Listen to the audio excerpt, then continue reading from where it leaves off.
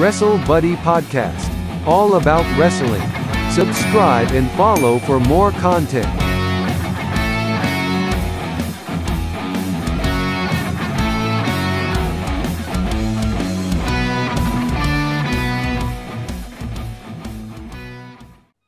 Welcome, Wrestle Buddies, to another episode of our weekly podcast. This week, we've got a Fatal Five-Way hosting a great deal of knowledge.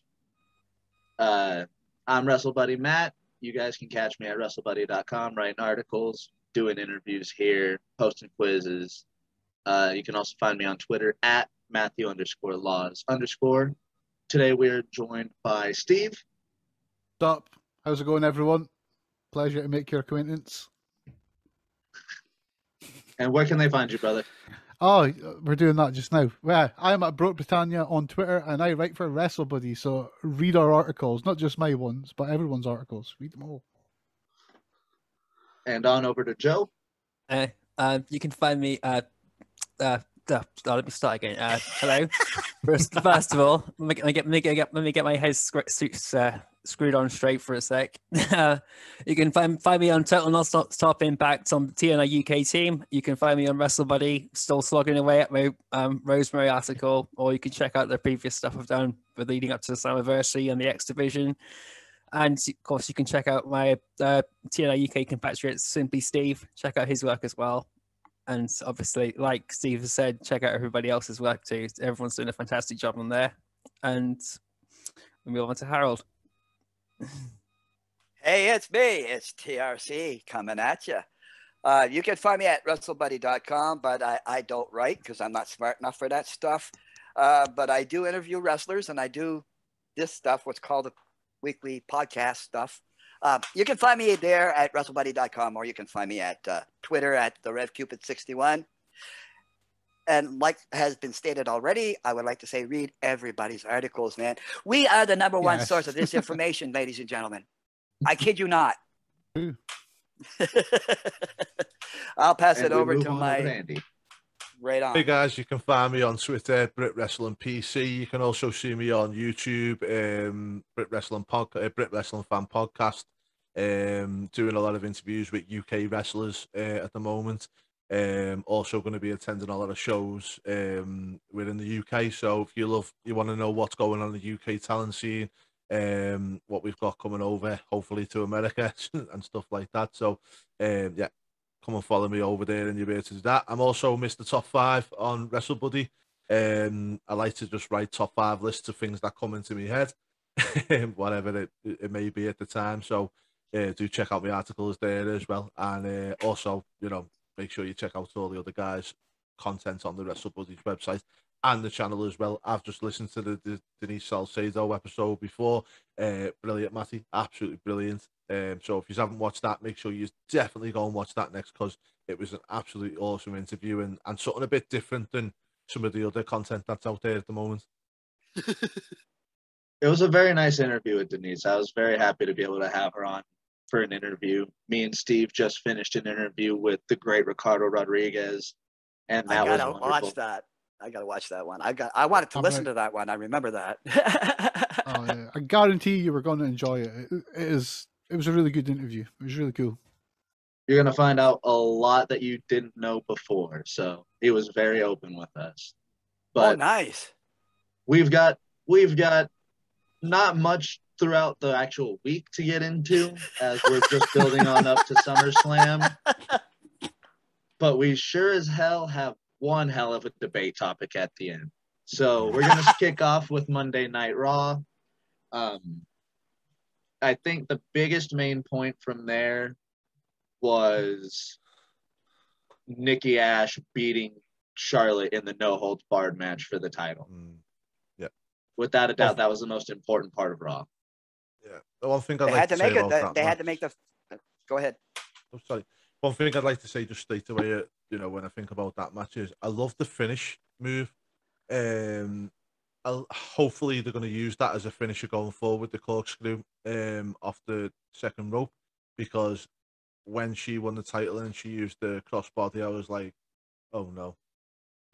So I'm hoping that's going to be a finishing move going forward. As for the actual match, not a bad match, really, really good. don't know why she won this one and lost the week before. It doesn't make sense to me, but hey ho. Momentum going into SummerSlam. And she did use that corkscrew neckbreaker down in her time in NXT. Unfortunately, it never netted her the NXT Women's title, but it's so good to see that move coming back. And if she's going to have like a finisher to put down the supervillain, that's a hell of a finisher to put someone away. Yeah, it's a believable move, isn't it? Something different. Bobby Lashley accepted Goldberg's challenge at SummerSlam. All it took was Goldberg spearing MVP out of his shoes. Yeah, as if we didn't see that coming, right? As if we didn't see that coming, you know, come on. I mean, what else were they going to do there? Like, Goldberg's son just happened to be in the front row at the corner on ringside. Yeah, well, that's what I was just going to mention. The best seat in the house, right? Like, come on. Yeah. You know, Bobby Lashley couldn't say nothing to Goldberg. He just had to sit there, like, growling and looking tough and stuff. Like, and then, come on. You know, you don't say nothing to him, but then go and say something to his young teenage kid. You know what I mean? Or I don't know whether he's still a teenager or not, but he don't look like a teenager. No, but he's got to be at least 17. He's you know what? I wouldn't be too surprised if I seen him following Goldberg's footsteps. Maybe that's why they've brought him in to try and, you know, try to persuade him into going in his father's footsteps. Yeah, or maybe he's already decided that, and Bill's decided to use this one to kind of get his son over and introduce him to the wrestling industry and the fans and stuff. You know what I mean? I mean, it's not that his son hasn't had that experience. I mean, his son was experienced that when he was 12 years old, 11 years old. Oh, sorry, I don't mean from his son's perspective. I mean from him using this match and this to get his son involved. Is in the like get the fans to know his son and whatnot. You know, you can see that coming the same for away. Dominic and Ray. You know what I mean? So and stuff like that. I'm not mad if his son goes on to do all right out of it. It's fine. But I just don't get the way the almighty Bobby Lashley, who's meant to be this big monster who doesn't care about nothing, and he can't open his mouth to Goldberg, but then goes to say it to his young son. You know, I get actually, it wasn't him that said it to his son. It was MVP. It was MVP that said it to his son and set up the big spear and the big acceptance. I mean, oh my God, we didn't see this. I was surprised. Not. How do you guys feel about Bobby Lashley and Goldberg being at SummerSlam? What do you guys think of the match? Not interested. I'm not that excited, and it's just, it's not a match that's going to make me want to jump in and watch it. I'm a huge fan of Bobby Lashley, but they could have been anybody else, really. They didn't need to bring another legend back in. And especially after the negative press Goldberg's got over the last few years, it's really not fair on Goldberg as much as it's not fair on the fans, in my opinion. But and can I just make a quick point as well? You know, I'm kind of a nerd when it comes to numbers and stuff like that. And you know, the combined age of that match is 100. What the hell? Hang on for the big one. Depressing. It's just like, for me, like the Goldberg and Lashley match. Like for me, like I'm someone who WWE should be trying to win over. I don't really watch Raw that much. I don't find much interesting in it, and like they're keeping their current fans happy enough, I guess, because they've got that core audience that really doesn't go below 1.5 million a week. But for everyone else, you would think that they're trying to like draw us in, and then they give us a match like that, and it's like, right, so like, what's going to come from this? Like, what sort of long-term storyline is going to come from this match? It's just a one and done. Just like literally, you've took Goldberg in. We know that he's not coming in just to stand there and be Goldberg. We know he's coming in for a big payday and to wrestle for 2 minutes because he can't do any more than 2 minutes. And for me, I'm just like, why would I want to like A, spend the money on that, and B, get emotionally invested in the story, because I know it's just not going to go anywhere. Did you see how out of breath he was after the spear? Oh yeah. It's one of the age-old problems with Goldberg. Even back to his old WCW days, he was never a worker of a long match. His matches were always short, condensed, fast-paced squash type matches. So for this, I think the longest match I ever seen with him was the one with William Regal, and that was actually really good. But he wasn't supposed to have done that at all. So you know that, and you know you're not going to get any sort of like really good match. It's just, for me, it's a bit of a damp squib. One thing that I say a bit, but annoys me is I just don't, it's something that's really annoying me at the moment with WWE, and we'll probably go into this more with the NXT situation, but it's like they're not building any more stars, and No. I don't know whether that's down to Vince knowing that he's coming towards his end of his tenure with WWE or whatnot, but if you've got someone like a Goldberg, and their excuse is always, Goldberg brings eyes to the product. Yes, he does. Yeah. So why put him against the 45-year-old Bobby Lashley, who's not going to be carrying the company for years to come? Why not? Yeah. Why didn't you know when he was coming in and put him against the Riddle? Now, Riddle's in his 30s, fair dues. He's not at the top of it. He's not going to have a massive, long stay at the top. Or bring in somebody from NXT, or bring in a younger talent and use Goldberg to get that younger talent over and to get more eyes on these new stars. Because if you're bringing in, someone who doesn't watch Raw or SmackDown, or comes back because of Goldberg, you're introducing them to someone that's not going to be there for a long time. Get them invested in somebody who's going to be part of the company and going to be a main eventer for a long time, and use these veterans correctly rather than just using them to, it's like, even if you look at Triple H and stuff, they've always used them quite well. I know he's had matches with Undertaker and stuff like that, but Daniel Bryan, they used them well against him, didn't he? Back in the day with Cena, when Cena first come on the scene, Brock Lesnar first come on the scene, they used to do the changing of the guards quite well.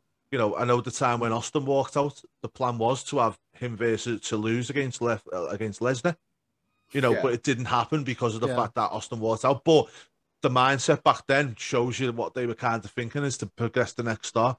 I don't think that happens now.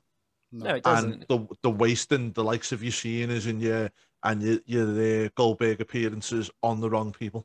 And that's just my opinion anyway. Mm-hmm. No, I totally agree. It's not about ability anymore. It's about Putting the asses in the seats. Yeah. It's all about names. It's not about ability, and not saying that Goldberg's not talented. He's to still be going the way he is after all the bumps and stuff he's taken over the years is really amazing. But he's clearly out of shape. Just listening to what everyone's been saying now, and like you said, guys like him should be putting over the younger talent. You don't need him to put over Bobby Lashley, who's made himself a star outside WWE to begin with, because Vince McMahon wouldn't build him up when he was on there to start with. He did well in Bellator, yes. Yeah, they dumped him on ECW, and he didn't do much with him there apart from they made him champion. Then he left. He went to TNA, built himself up into a megastar, and comes back to WWE and is now thrown into matches with Goldberg and Lesnar and guys like that. It's not making me want to follow Bobby Lashley's career after he left TNA. I mean, my whole thing is, you look at Disney, and Disney in the old days used to do cartoons. Trust me, I'm getting somewhere with this.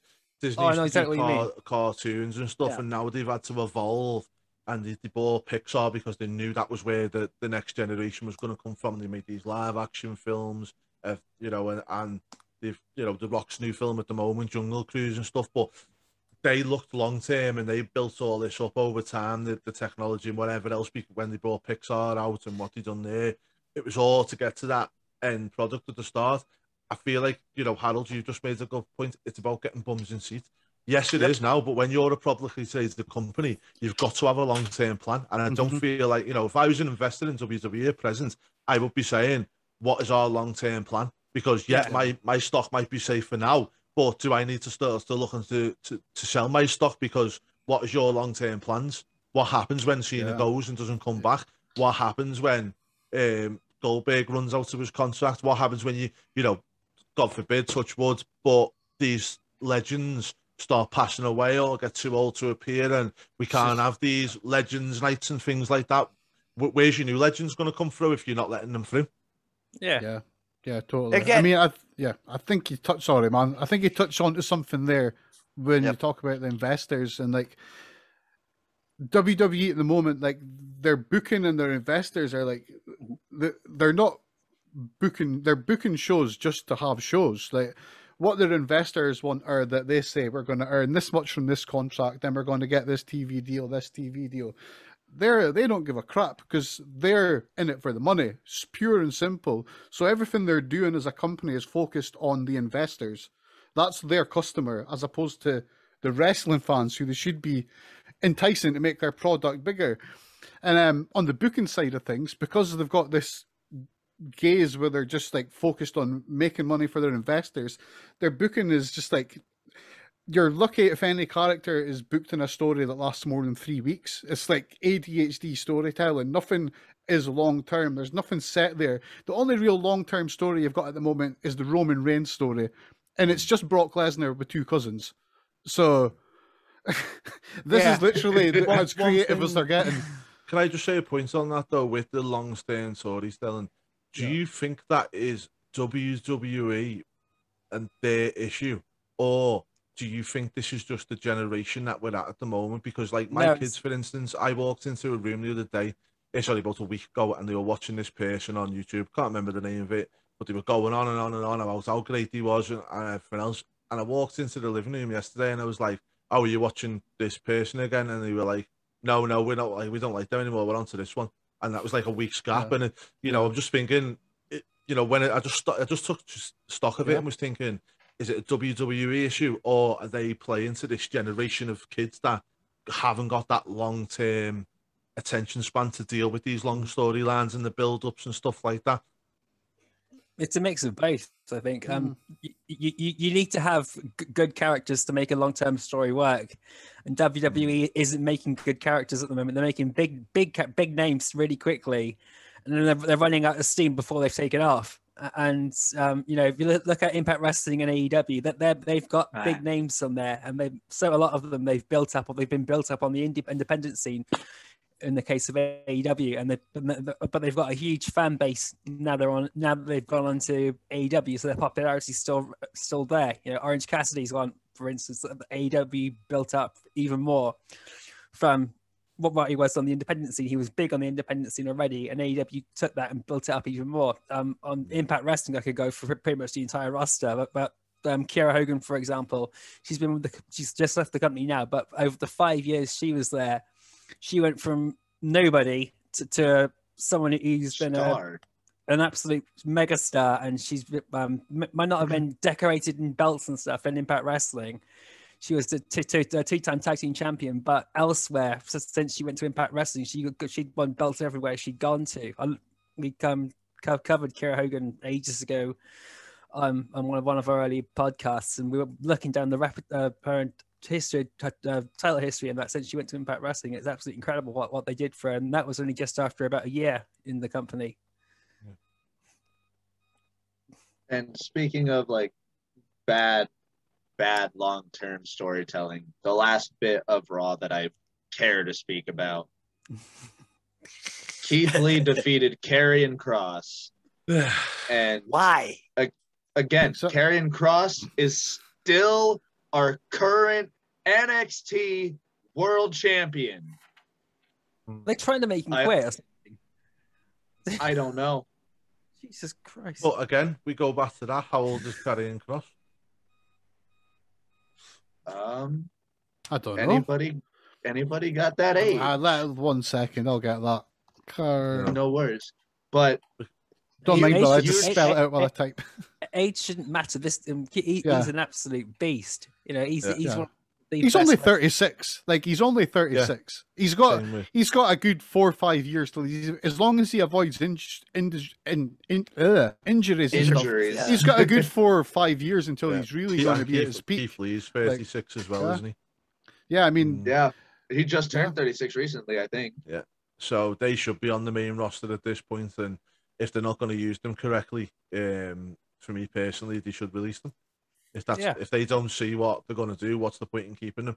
I always use the thing of in the UK, you'll know this, Joe and Steve, is we have football teams, we have academies, and they go through the age groups up to the age of the under 23s. Yeah.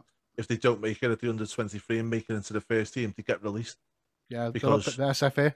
Yeah, because the thing is, it's kind of, you get to a point where it's like, well, we've give you all the development and the tools and everything else, and you haven't made it. And, you know, they might leave there and go somewhere else and have a great career. So, I'm not saying that it's the talent that's not good enough, but if it's not a fit for them when they get to a certain point, where is the point when they say, okay, we've tried all this, it's not really for us, let's let them go so that we've got a space on the for somebody else. Yeah. No, that's what budget cuts are for. Yeah, I mean, on Keith Lee, I mean, I was about to say with Keith Lee, I can see that because they've not done much with him on the main roster, but really they've done pretty much the same with Keith Lee as they've done with Karrion Kross on NXT. They've had kind of similar trajectories. Maybe Karrion Kross is getting pushed just now. You would think in that time they would have realised what they wanted. You know, it's been a while, and they're letting them both be as awesome as they can, and it just baffles me that when they jump to the main roster, they're all of a sudden seen as not good enough. It's like, so why were they like main event in your other show for so long if you all of a sudden now don't like them? It's like, what? It blows my mind. This is one of the things that frustrates me is NXT. If you're headlining NXT, it doesn't mean you should come onto the main roster and be a main event player. If you're if you're in a sports team and you come from the reserves team or from the youth team, it doesn't necessarily mean you go straight into the first 11 or in the NFL team you go into the first team. It means you go up to train with that team, then you start building your way up from there. And I think because of the AEW versus NXT kind of Wednesday night wars, as they like to try and call it, I felt like they tried to make NXT more of a brand than what it is. At the end of the day, everybody needs to remember it is a developmental brand. It is not one of the main rosters. And because you're the top of that roster, does not mean you're entitled to go to the top of the main roster. You know, that's my opinion anyway. And again, you built Karrion Kross up undefeated for just about a year. And like the first night, he loses in 1 minute and 40 seconds to Jeff Hardy. That's okay, because he beats Keith Lee the next week and gets 50-50'd the very next week. This makes no sense. No. You could have had him at the very bottom of the card, so the second match on after the main segment. They seem to like to have on Raw every single week for some reason, and have him squash people, just random people, like a Mansoor, like just an Ali. An Ali, just anybody who isn't really in a storyline, who's not really, because let's face it, you do need them type of talent to put other people over. Somebody who can sell really well and put him against Ricochet. Ricochet's another great one. Just have people there to let him crush them and then build. Probably go into the US title scene, build. And that's how you do it, do you know what I mean? Instead of bringing him in and, as you quite rightly say, Matty, 50-50 in him and then squashing him against Jeff Hardy. Realistically, Jeff Hardy would have been a really good one for him to come in and just absolutely squash him. Yeah, exactly. That would have been awesome. What an announcement Jeff Hardy to the main roster. It just, and like with Jeff Hardy, it just makes no sense. I understand that that's a veteran, but that's a veteran that can easily put over a younger talent and get him bumping up the ranks. And like you said, give him someone. Yeah, like remember you them said, making Kurt Angle put over. Yeah, they made him put over Baron Corbin at WrestleMania, didn't they? There's plenty of ways. There are plenty of ways that you can actually get like young talent over using a veteran like Jeff Hardy. And just because you debut the fucking No More Words again does not mean he has to get 1 minute and 40-second roll up so you can play that song twice in 3 fucking minutes.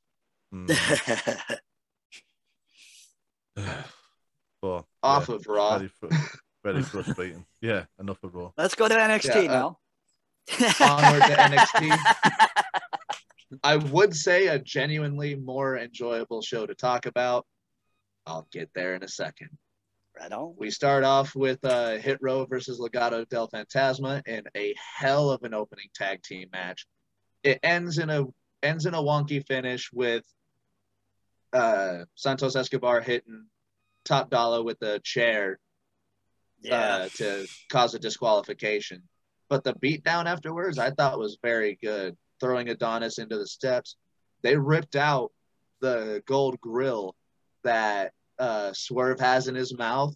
Yeah. Escobar reaches in his mouth and just pulls out the grill. And as they, I would say escape, because Brianna Brandy, B-Fab, comes in with the same chair, takes out Joaquin Wilde, and Top Dollar leaves his feet for a damn near 340-pound drop kick.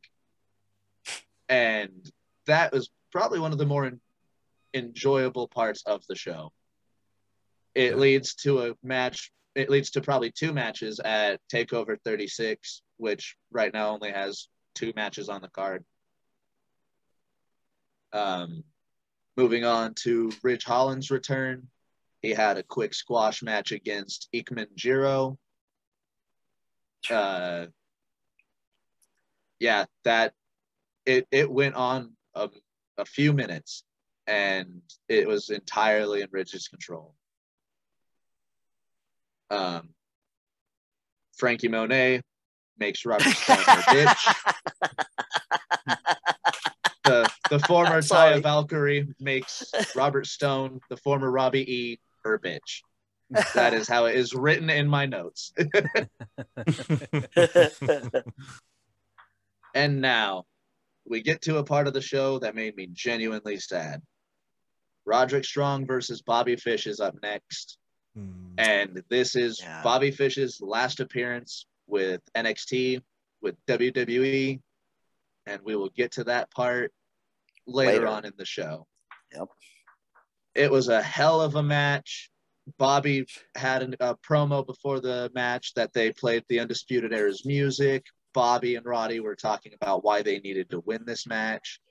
And Bobby Fish goes out on his back. It was a hell of a match. Just very sad to know what happened just 3 days later. Yeah, absolutely. Sam, I mean, it's a poetic match to go out on, I guess. I don't know if he would have known at the time he was going or not. So I think he probably didn't. He probably didn't. Yeah. So we'll get more into that after we finish up with SmackDown. Cameron Grimes and LA Knight versus Grizzled Young Veterans. This quickly turned into a handicap match. Grizzled Young Veterans, ticket to mayhem, but we had Ted DiBiase come out and comfort Cameron Grimes and tell him he doesn't need this. He doesn't need to keep going on his word to help be the butler of LA Knight. Any thoughts on Ted DiBiase making an appearance on NXT right before TakeOver?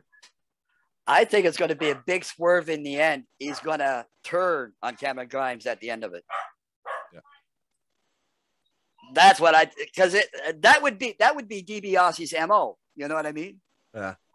That's his MO. DiBiase's not a good guy. He's always been a really good heel. Yeah. So if he's not there to stab Cameron Grimes, it doesn't make sense to me. Just listening to it plays out now. And one thing I'll say is the Grizzly Young Veterans, what a team they are. It's fantastic. Yeah. Zach Gibson is genuinely one of the best technical wrestlers in the world right now. I was just going to say shout out to Zach, because Zach is actually from my home city and grew up about 10 minutes bloody awesome from where I am, well. if that. Yeah. Never cuts a bad one. Yeah, but he must be settled over there now because he closed his wrestling school, which is round the corner. It's about a 5-minute walk away, and that got closed down about 2 months ago. So, he must be setting up to stay over in the US for a long time now. Right. Hopefully. Dakota Kai cutting a very good promo on why she turned on Raquel Gonzalez. This had a lot of fire, and Dakota genuinely looked like she was about to tear up and cry during some parts of it. What are your thoughts on Dakota turning on Raquel, guys? It was always going to come, wasn't it? It's got to come full circle. Okay, that's why they pair these people up. It's got to come full circle anyway. So in the end, at the end of it, they're going to be exactly where they started. Mm-hmm. And that's that good friends, because that's what they did with Shawn Michaels and Kevin Nash years ago. they're just recycling old storylines. That's all they're doing. Breathe. But I mean, I think Gonzalez could lose this and go to the main roster. Right. And Dakota deserves that title. Of anybody in NXT, I think she deserves that title. I 100% agree on that. She my opinion, I think she did a lot. She carried NXT, the women's division, on her back for a long time. She has done that. I think the physicality of Gonzalez versus like a Charlotte Flair would make a good match, and maybe they're looking at something like that for the future, or a Bianca Belair, because Bianca's quite a a big girl, isn't she? You know what I mean? She's a big strong girl. So someone like a Gonzalez versus one of them two, maybe she's a bit still too green at the moment. Don't know, but for me, there's a legitimate chance that she could win this title, and that's what I like about this match. Exactly. 100% agreed. Steve, have any thoughts on this? No. I didn't see it. All right. Then they announced that next week we're going to have Adam Cole and Kyle O'Reilly in a face-to-face.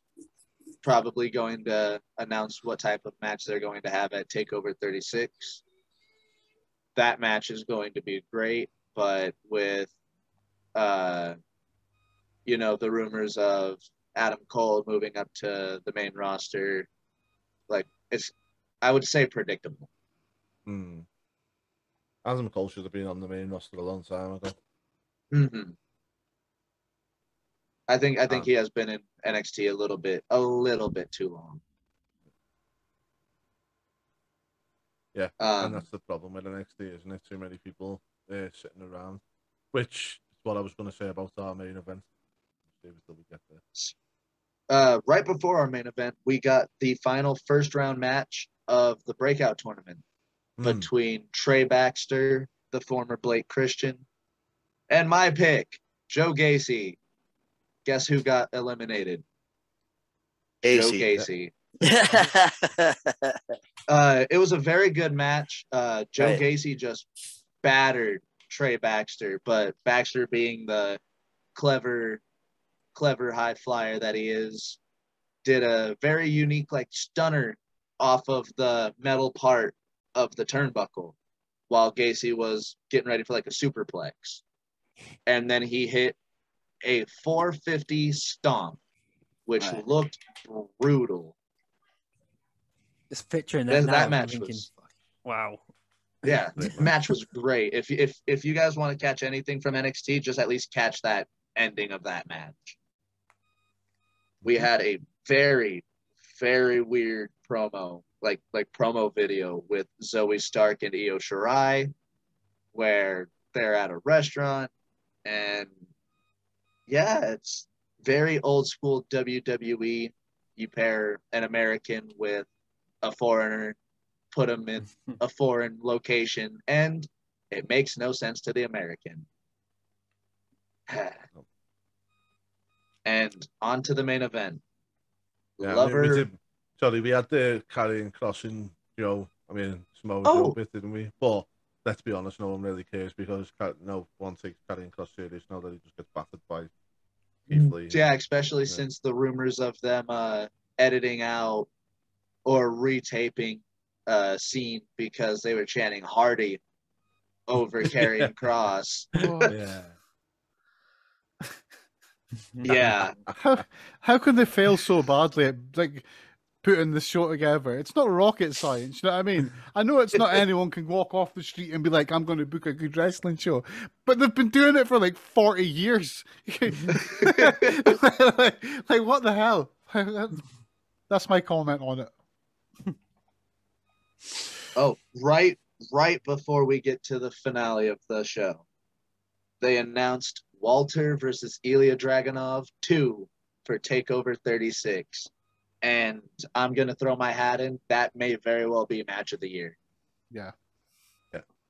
I seen them in the first match they did, and I'm telling you, by far, that was my match of the year. Yeah. That was my best match for a long time. I think that match alone will give them the best match of all time, for years to come. Yeah, I will be And going out my way to watch that. Absolutely. Because it's just 100% money worth it. written all over it. That's the sort of thing that it cannot avoid. I'm like, yes, I'm watching that. Now, Walter has been holding on to this NXT UK title for well over 800 days. Unrealistic. Well, yeah, Walter has held this title now.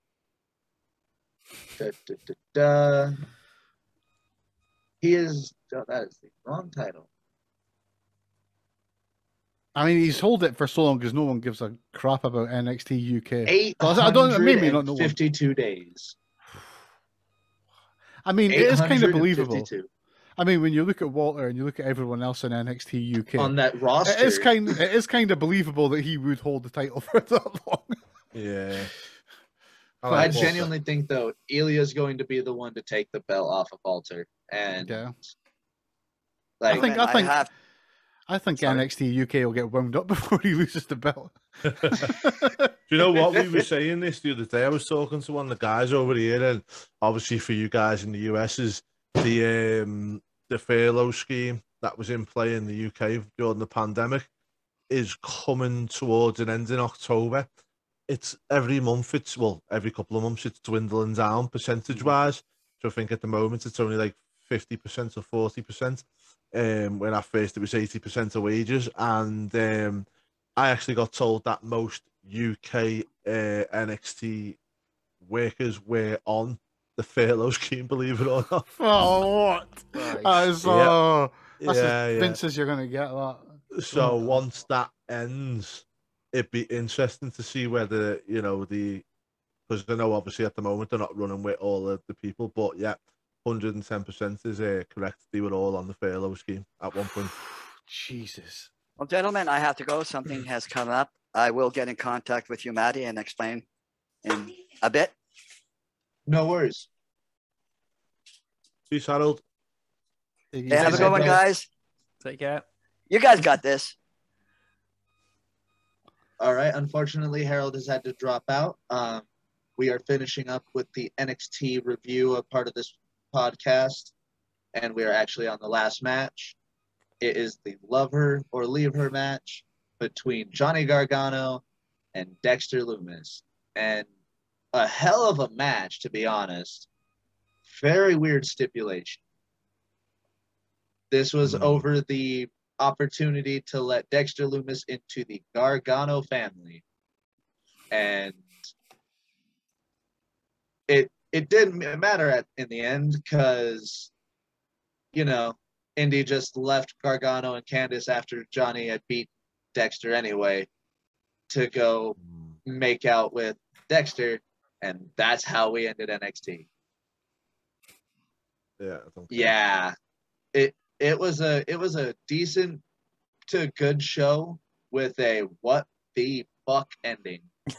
Yeah, and one thing I will say as well is like where we talk about people being on NXT for too long.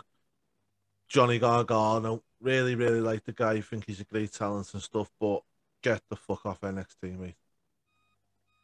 Yeah, he should have been off NXT. Like not he should have been off NXT like 2 years ago, and it's not because he's bad. He's probably one of the best workers in that company alongside Ciampa. But God, he's like been there so long. And like, what's the point? I think there were. It's rumors, like Andy said earlier. Last year? It's supposed to be developmental, as Andy said.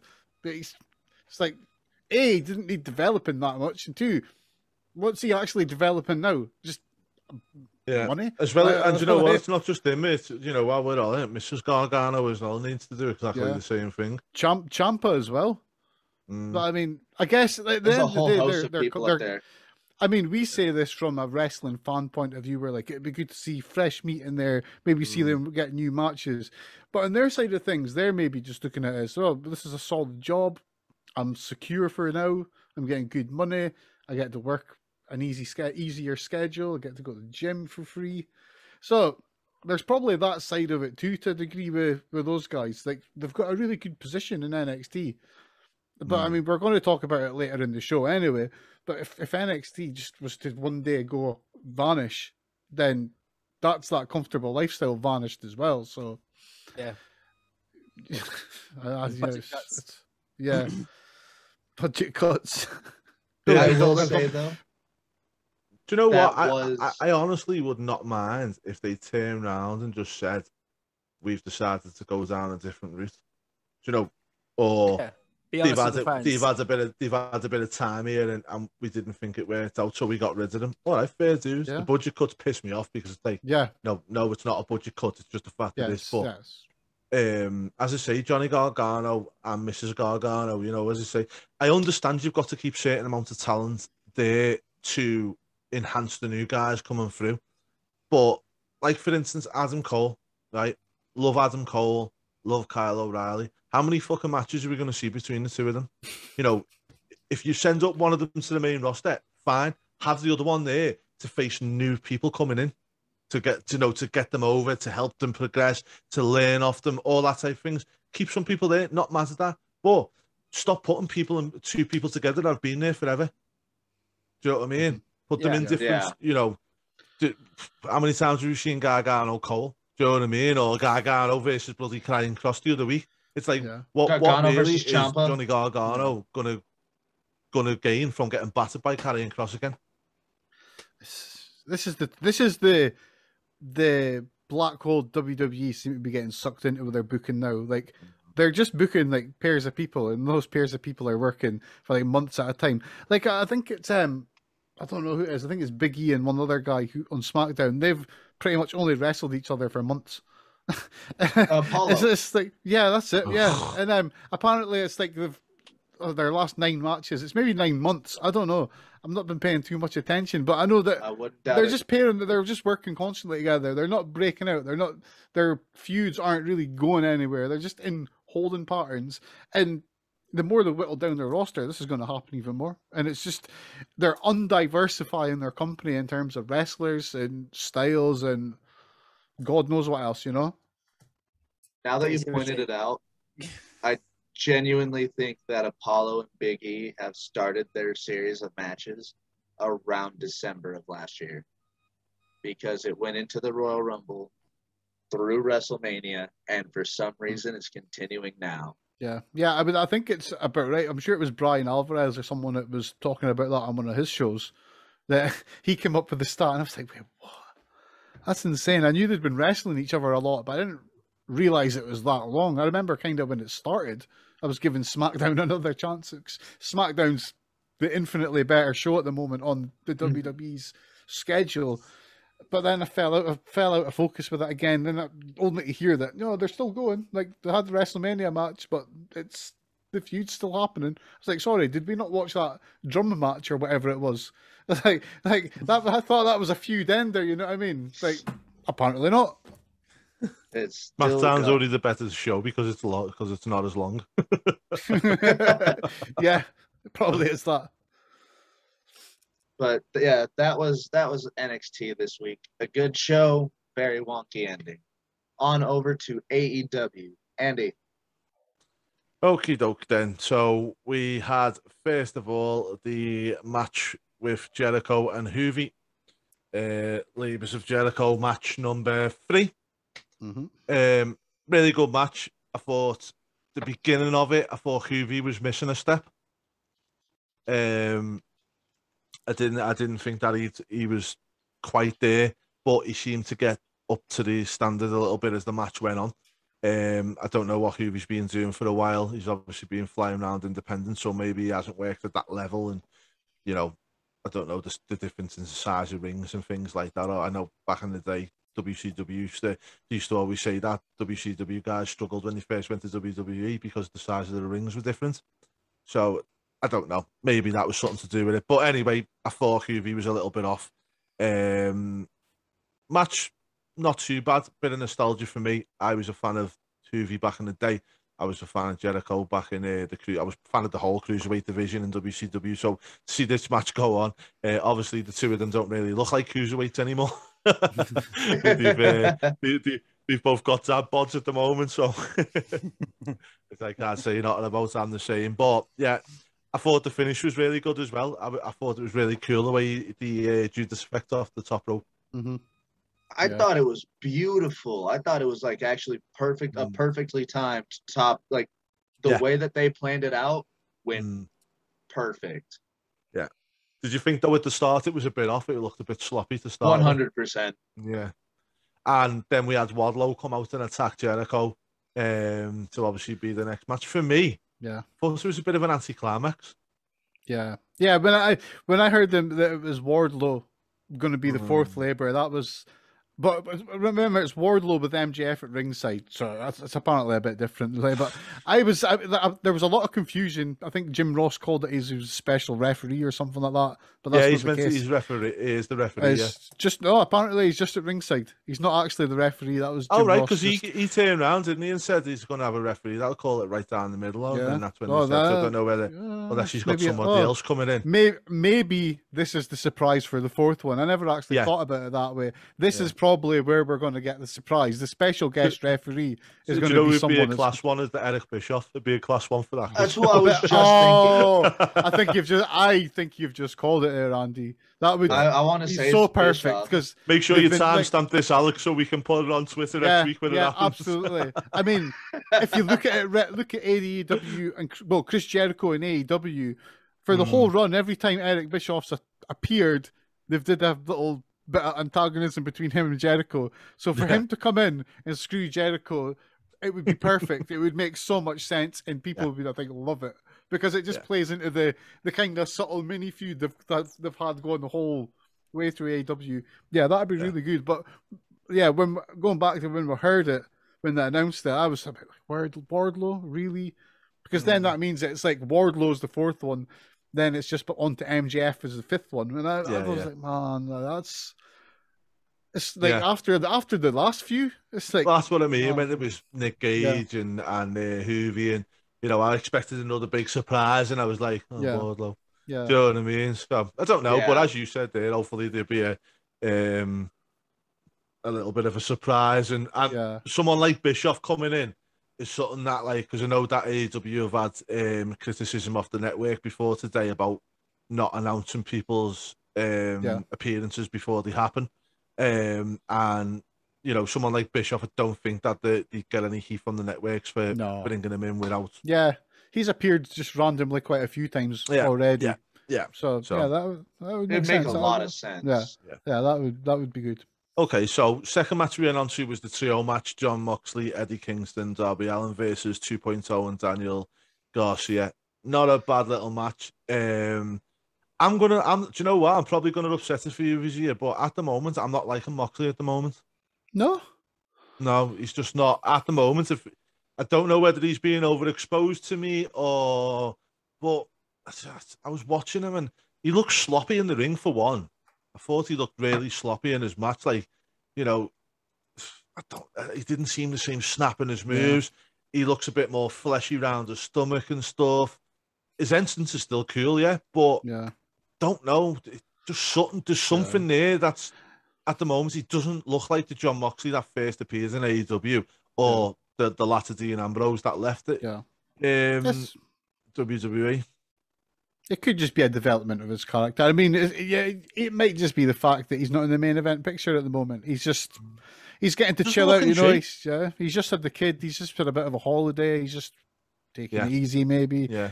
But I mean, I was more happy to see 2.0 in the match because I have been huge fans of them, like from even before they were in WWE, which I have to admit, I didn't even know they were in WWE because no one, like, I hadn't been watching NXT, so I didn't know that Ever Rise were actually at 2.0. I never realized they were the same people. If I had done, I would have probably watched NXT, so they should have been telling us better about their characters, But I'll keep quiet. Martel. I'll keep quiet. I thought Matt Martel in NXT was Rick Martel's son. So so was I. Not gonna lie, I did as well, mate. Oh man, see, they're like before they were in like back in the old indie days. It was like in Jakarta. I've seen them. They would be in comedy matches. They'd be in really good trios matches. I think it was El Generico that would team with them in the trio sometimes. Just awesome. So that sold me on the match. I wasn't even bothered. They could have just stood around and did jokes. I would have probably loved it. So I was like, Yeah. yeah, they're on TV. I'll tell you finally. one point that I loved in that match was, as I say, I'm not knocking Moxley, by the way. It's just I've got it here on my notes that just a few little bits of, I don't know what it is. He just seems a bit sloppy in the ring and a bit, it just doesn't seem himself. But anyway, there was a bit where one of the guys was standing here with Sting and it's like face to face, and Alan just comes from nowhere with a suicide dive through the ropes. And I thought it was just dead cool, do you know what I mean? It was like the two of them were just standing there, and Sting doesn't have to do this kind of role well. You know, he didn't flinch, he didn't move, he's just staring right at him, and you just see like Alan come and he disappears, and Sting's still just standing there like that. You know? Brilliant, really good. And then obviously we got the coffin drop for the win. But not a bad match. Not gonna. I think it was a fun way to get these on the show. You know, as you probably say at the moment, Moxley's not in the main event. Eddie Kingston is not really in a massive program, is he? And Darby Allin isn't really in a massive feud at the moment. So it was a good way to get these on the show, and I'm not mad at that. You know what I mean? We had one the other week on SmackDown, which was just a bit crazy with Big E and Apollo and all the rest of Shinsuke come out and stuff. Where this one, just announce the match, let the match happen. Not a problem. Not a problem. You know, these type of matches don't need to be set up. Just let them happen. And that's exactly what it was. So, you know, that is. Christian Cage versus The Blade. I've got on my notes here. I did not know that Christian Cage was undefeated until I seen this match. It's not something I've paid attention to. Obviously, he got the win on this one. Again, not a bad little match. Obviously, the bunny got kicked out of the ring and stuff like that. After the match, Cage got the win. And then it looks like he's going after Kenny Omega next, which I'm not too sure I'm happy about. I'll be totally honest with you. He's not going to beat Kenny Omega. I don't think. And that's the problem. That's the problem. Don't get me wrong. It's not like I wouldn't mind seeing Cage win a title or whatever, but we know he's not going to beat Omega for one. Like, if it was Hangman Page versus Omega, you can't think, oh, here we go. Do you know what I mean? There's something going on here. Where it just seems like he's going to be the cannon fodder for when Punk comes in, or, you know, Brian, whoever they put in the title picture first, or whoever they debut first. It seems like he's just a bit of a filler in between them, which, all right, fair dues, but, you know, we could be using Cage again. He's a veteran, build some talent off the back of him. He's bringing WWE fans over with him. Use him to get some, you know, why is he not in a feud with Jungle Boy? I know he's been with Jungle Boy in matches and stuff, but put him in a match against him, put him in a match against Darby Allin. You know, even Brian Cage, put him against him. Put him against people that WWE fans are not used to. Cage would be awesome. Yeah. Gold. Cage versus Cage in a cage match. Yeah, I was just about to say put him in a cage. It would be gold. Hangman Page as guest referee. Yeah, but as I say, again, he's bringing over WWE eyes with him. He's bringing over a new audience. Put him with people they don't know. Give them exposure to a different type of audience. That's all I've got to say about that one. Any thoughts from you lot? I mean, I would imagine that if they do go down the route of Christian and Omega, it will probably be a good match, regardless. I think it would be an entertaining match.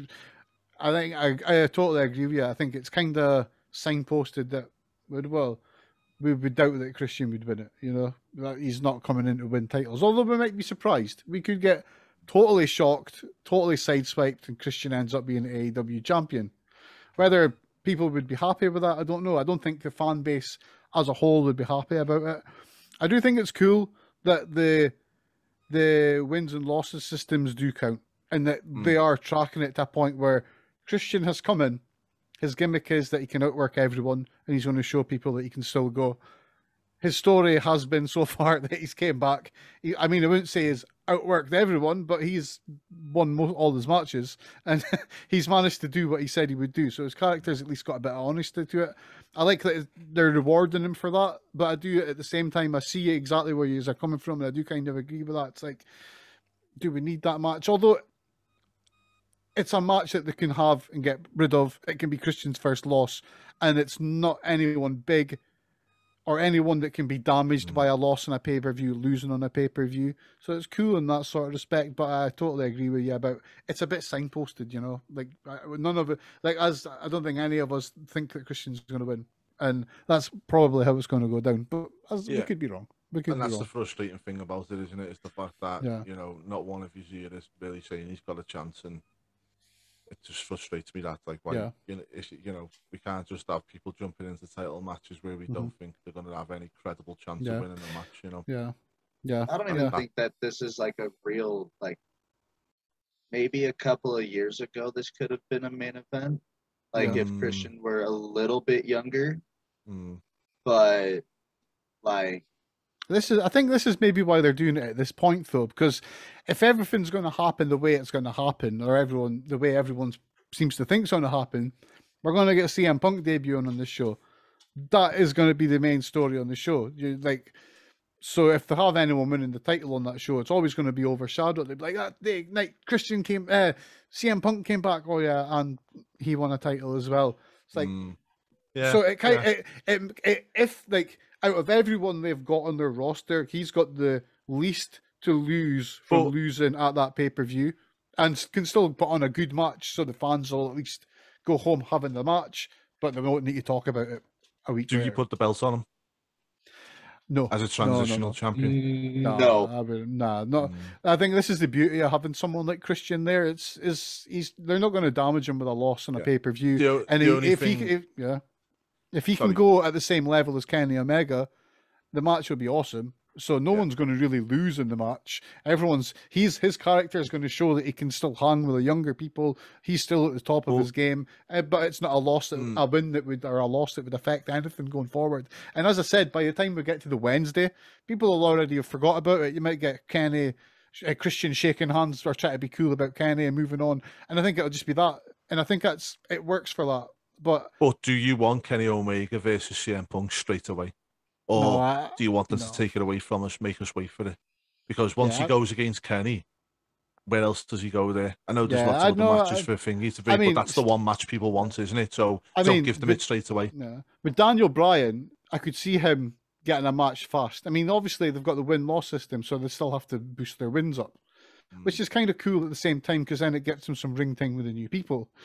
But no, like, CM Punk doesn't get a title match first. Like, for one, he's not wrestled in like how many years? So like 6 years or something like that. Yeah. 2013. He will have to prove himself with the fans first. Like, he has to prove it with himself first, because no one knows. I mean, sure, he's been in a few MMA fights, he's kept in shape, but has he been practicing in a ring? Yeah. Yeah. Yeah, it's a different kettle of fish just getting back into wrestling rings. Like, I don't think Omega versus Punk should be till at least next year at All Out. Yeah, I agree.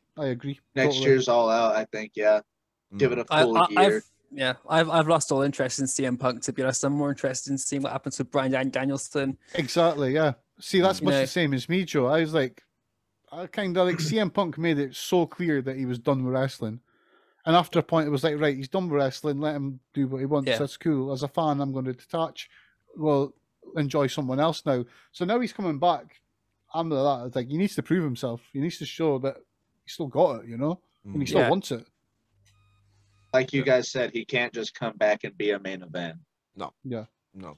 And the thing is, I also think that because everyone's going to geek out on the fact of Omega versus Punk. And, if I'm a promoter, I'm like, oh, no, you're not getting that just yet. Yeah. Let all the mainstream people come in first and see the product. Yeah. Let them watch Punk, let it build up. But also, even from day one, promote that match, make it seem like a big deal. So the fans that are not normally there stick around because they're wanting to see that match. And you don't give them it. You let them see the product for a long time, and then you give them the match when they're hooked into the product. Do you know what I mean? Yeah, absolutely. Tease it for months and months and months and months and months and months. Just keep it teasing.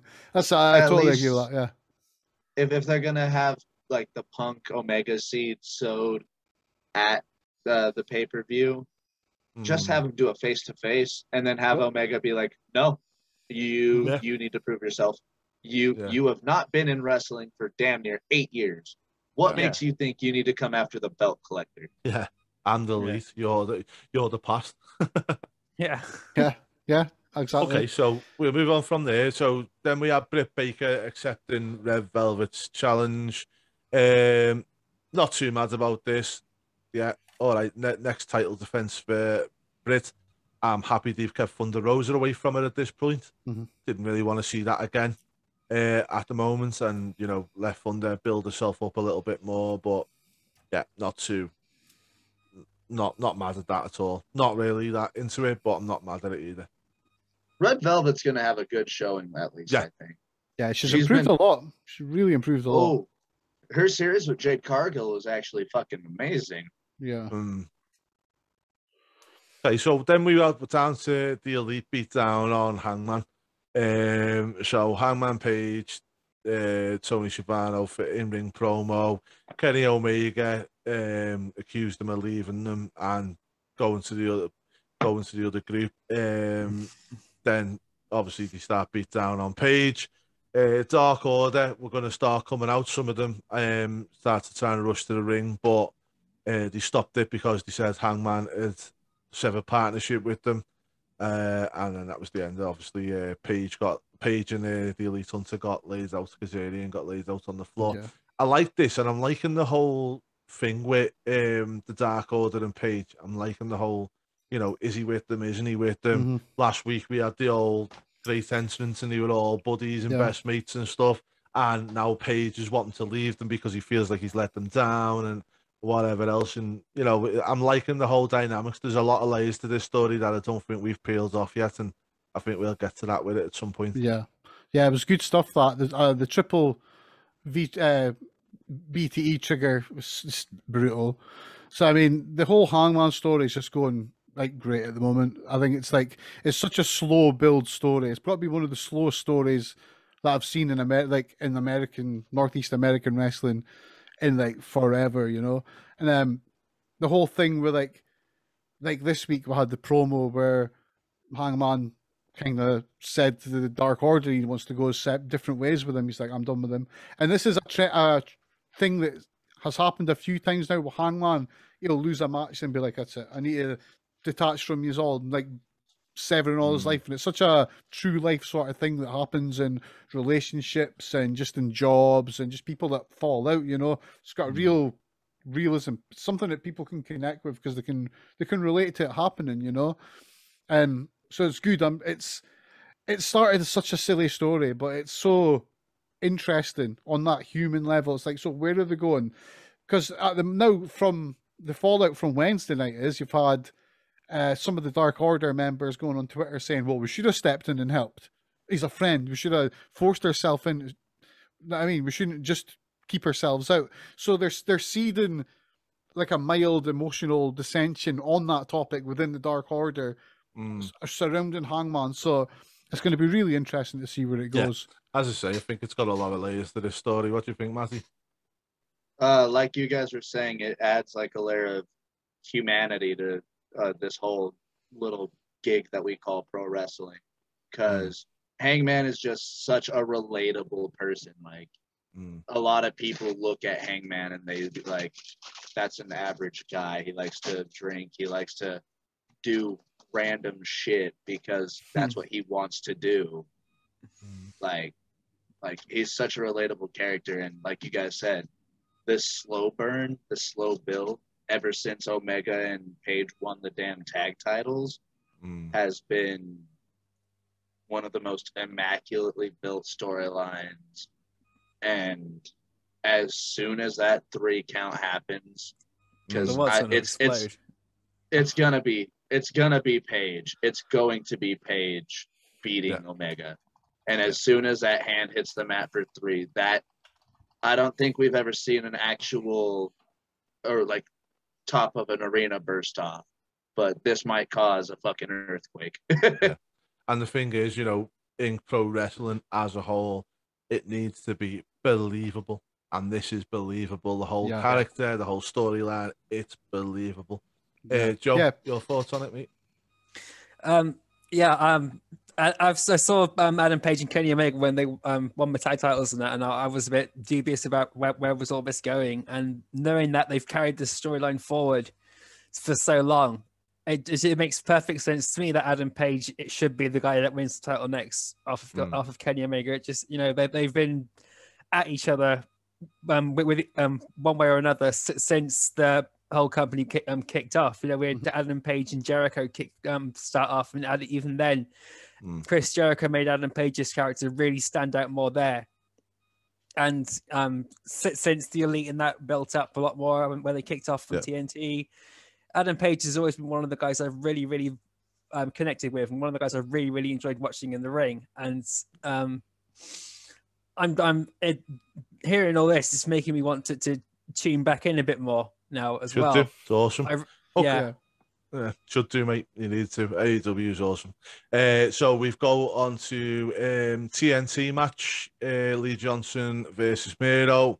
Great match. Miro obviously squashed him at the start. Little babyface comeback, but in the end, Miro won. Not mad at the match. Good match. Still not a fan of the accolades. Wasn't a fan of it when he was in WWE. Still not a fan of it now. Don't know. Just You watch your mouth. Sheiky will break your ass and make you humble. I do. You know what? I do. Yeah. I was showing me I was showing me brother the Iron Sheiky on Facebook and sorry on Twitter, and his Twitter's just hilarious. Like TikTok, go fuck yourself. Then I think the next day it was today's the first day of summer, but still go fuck yourself. That's just all he writes on Twitter. It's absolutely brilliant. If you don't follow him, go over and check him out because you'll just sit there crying with laughter. The greatest one I think I've ever seen was do everyone and yourself a huge favor. Go fuck yourself. Oh, it's just absolutely brilliant. But yeah, I'm just not a fan of the accolades. I'm a fan of Miro. I think Miro's great, but as I say, I think it's just a bit of a. He's got a lot of power to use a devastating move. Do you think he could actually pull off a bear hug? Like an old school, Mark Henry bear hug? Yeah, totally. He's got the rage. Even if he wasn't Mark Henry's size, he's got that rage. Like his character. Yeah, where he's just squeezing and screaming. Like, yeah, totally. Like his character just now, like. It started a bit wonky. Obviously, he had the little face run that he wanted to be a good guy for a little bit. But since he's turned into the Redeemer, holy crap, is he good. Like, it's just so on point. Like, every note about the character is working. And, like, even to the point that at the end of the match, he did this thing. And, like, Lee Johnson's out cold in the mat, and he picks him up, and he's, like, hugging him and, like, smiling. It's like... What the hell, man? This guy looks like an absolute maniac, and it's really believable because it fits everything he's been doing. And it's like, man, that's like, I'm loving the character, loving it. Brilliant. Just to go back here, guys, I've just checked Twitter, and the last two tweets from the Iron Sheik were, sorry for the inconvenience, but go fuck yourself. And the second one after that was, chapter 1, go fuck yourself. So yeah, he just if you like to get told to go places, go and do something to yourself, go to the Iron Sheik's Twitter. But just sorry, but it's just awesome. He comes up with the most creative ways to tell people to go fuck themselves. So so yeah, we move on to the next one, which was the Bunny versus Layla Hirsch. Yeah, it was a match. Not really thinking about either of them. I've seen much better Layla Hirsch matches. It was just there. It was at that spot on the card. You know what I mean? They were just winding down for a bit. They're just bringing it all down. Put that match on. I thought the face off at the end was quite funny. Like the size difference was just it's like a bear and a rabbit. It did have a bit of a thing because obviously the right to challenge the NWA Women's Champion Camille, but it was what it was. And then Smart Mark Sterling made his appearance as the attorney again. So with Jay Cargill, which is always good. I like a bit of Smart Mark Sterling. Yeah, I like. He's a great management character. You know what I mean? He's just a prick. Yeah, he's good at it. It's exactly what he is, isn't he? But he's good at it. But yeah, good filler match. You know, I always know Bruce Prichard always refers to these kinds of matches as let me up matches. to let the people go to the toilet or whatever else before the main event, and yeah, it filled its point in my eyes. And then we had the main event. Oh, it's so Malachi Black So versus good. Mr. Cody Rhodes, and Malachi just destroyed him. And I, Oh. for one, am absolutely made up with it. I'm not a fan of squash matches all the time, especially not in the main event. Oh, but it was such a awesome. good. It was such a good match. Like and then perfect. Cody cut a promo that he was hitting for his retirement, and I've put here on my notes, but Black weren't having that shit and smashed him. Yeah. Again, there was so much good. Like the match itself just got Malachi Yeah. Black over as Yeah. a complete monster. Like that finish, like how he kicked Cody off the top rope, he took the table bump, he got back in at 10. You're like, right, here we go. Cody's going to get a fiery baby face comeback. We're Yeah. going to do it. But Yeah. no, he just stands up and gets the living shit kicked out of And his do you know face. what? And he just goes Kudos to down and Cody takes for it. doing it. Yeah, know. totally. He just put that kick over like it is the hardest kick wrestling Yeah. has ever seen. And- And like the pin, he didn't even have to roll up. He just did the smarmy Just stepped on him.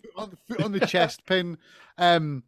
And then you get the whole bit with Cody like teasing the retirement. And there was something really good about this that I want to mention, right? The problem in this feud so far is that Cody's got to be the good guy. Malachi is the bad guy. But since it started, you're getting people booing Cody, and Malachi is so over at the moment that no matter what happens, he's been getting cheered. Now, unlike WWE, they're listening to this, they're realizing that it's not getting the reaction they wanted. So it looks like they've set up the situation where Cody, because we all know that Cody's one of the best babyface promos there is in wrestling just now. He's got that innate ability to connect with people and suck them in to the emotion he's putting out the camera, just like his dad did. He's really got that. And so he starts cutting the most emotive promo a wrestler can cut, which is, that's it. I'm going to retire. It's been great. And he goes to take the boots off. Then Black just appears behind him with a crutch, smacks him, and just people start booing. You know, it's like they managed to reset what their crowd was doing. They managed to flip that narrative that the crowd had created themselves, where we love him. He's just came from WWE and he's awesome. You're going to make him awesome. They've got him booed. Like they've got Cody over as the face in this promo, and Malachi Black is over the heel. And I think they need a lot of credit for that because it's really pretty impressive. I mean, I think for me as well, as I'm sitting there, as I say, I written me note, he stopped Cody, but it's like at the point I was like, what's going on here? Why is this happening? Brilliant. I'm all made up and I'm happy with what's going on.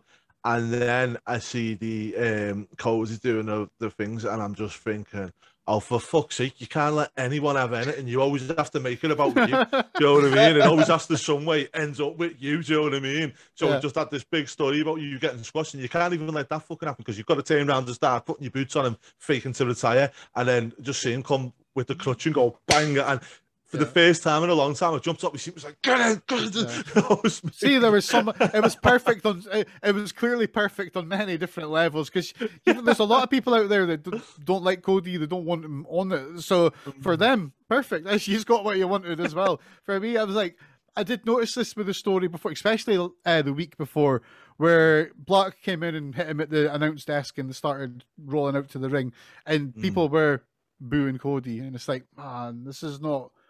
I mean, obviously you want Malachi to be over, but you're still wanting that good guy, bad guy thing so they can have a really good match. And I thought it was great the way they managed to take ownership of it and steer that ship in the right direction. I think if Cody hadn't gone in against some of the new people as they've joined the company over the time, this probably wouldn't have took so long to get over because of the fact that Malachi's this dark character with the tattoos and the dark eye and all that, and obviously Cody's like your poster boy. It's a perfect fuse, but I think it took a while for people to get over the fact is, oh, here's another ex-WWE. Oh, feed them to Cody.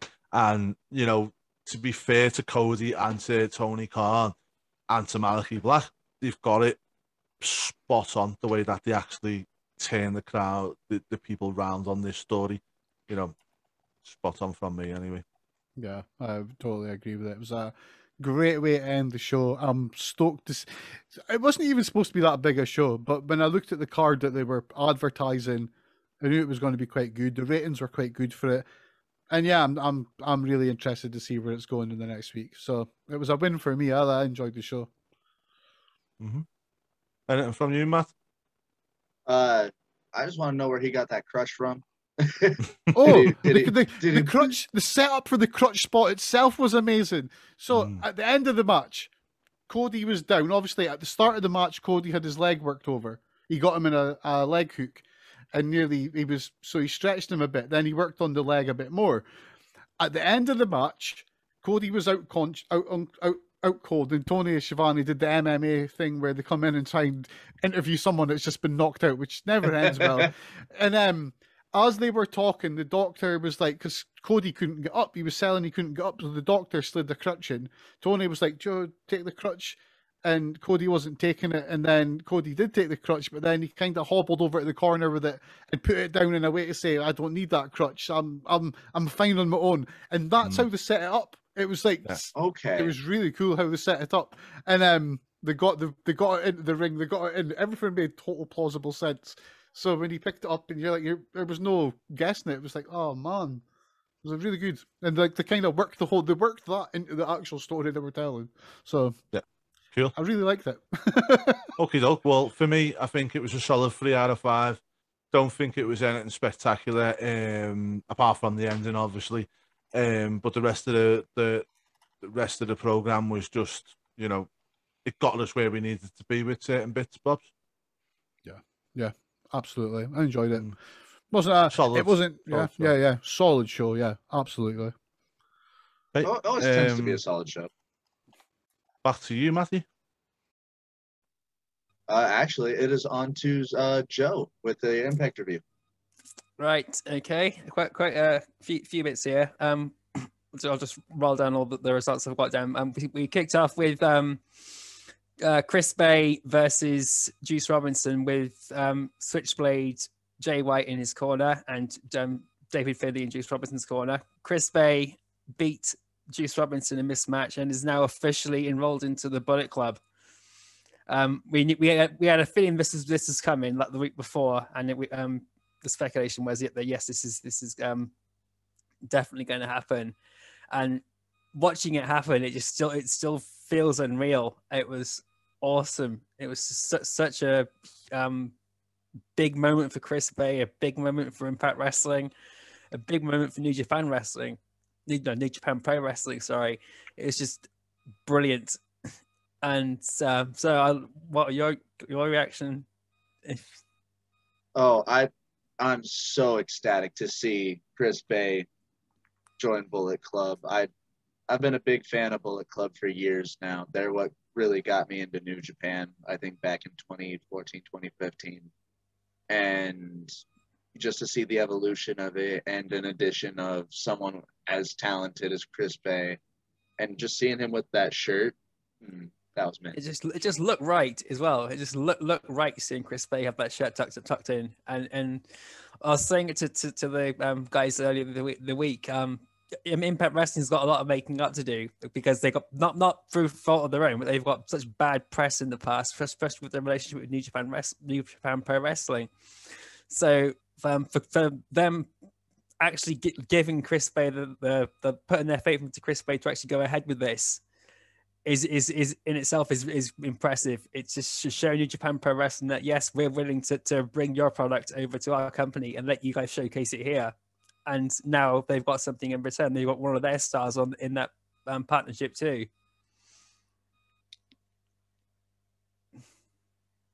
Yeah, this only leads to good things. Plus, he's been doing a bunch for New Japan Strong.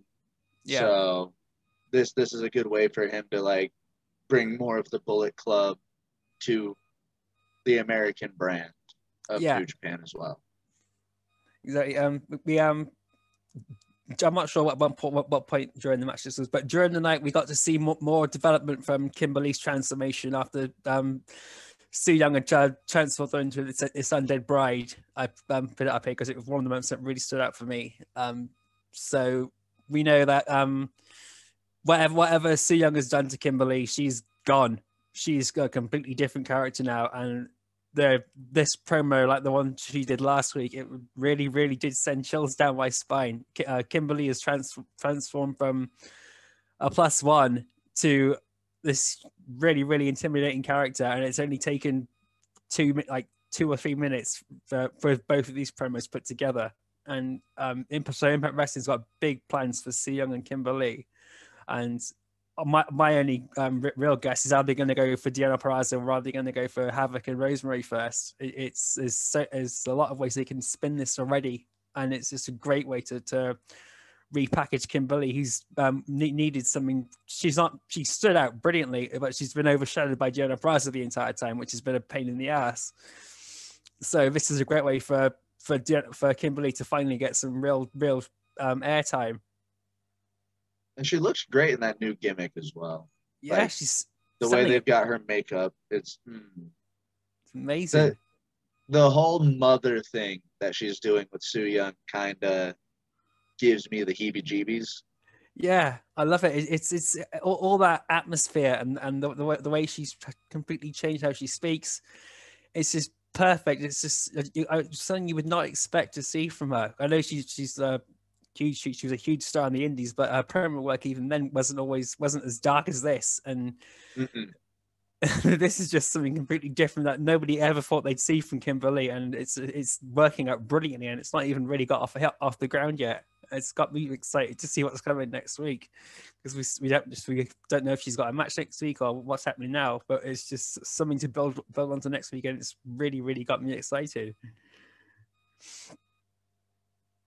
After that, we had a promo with Deonna Purrazzo in the ring with Matthew Raywald.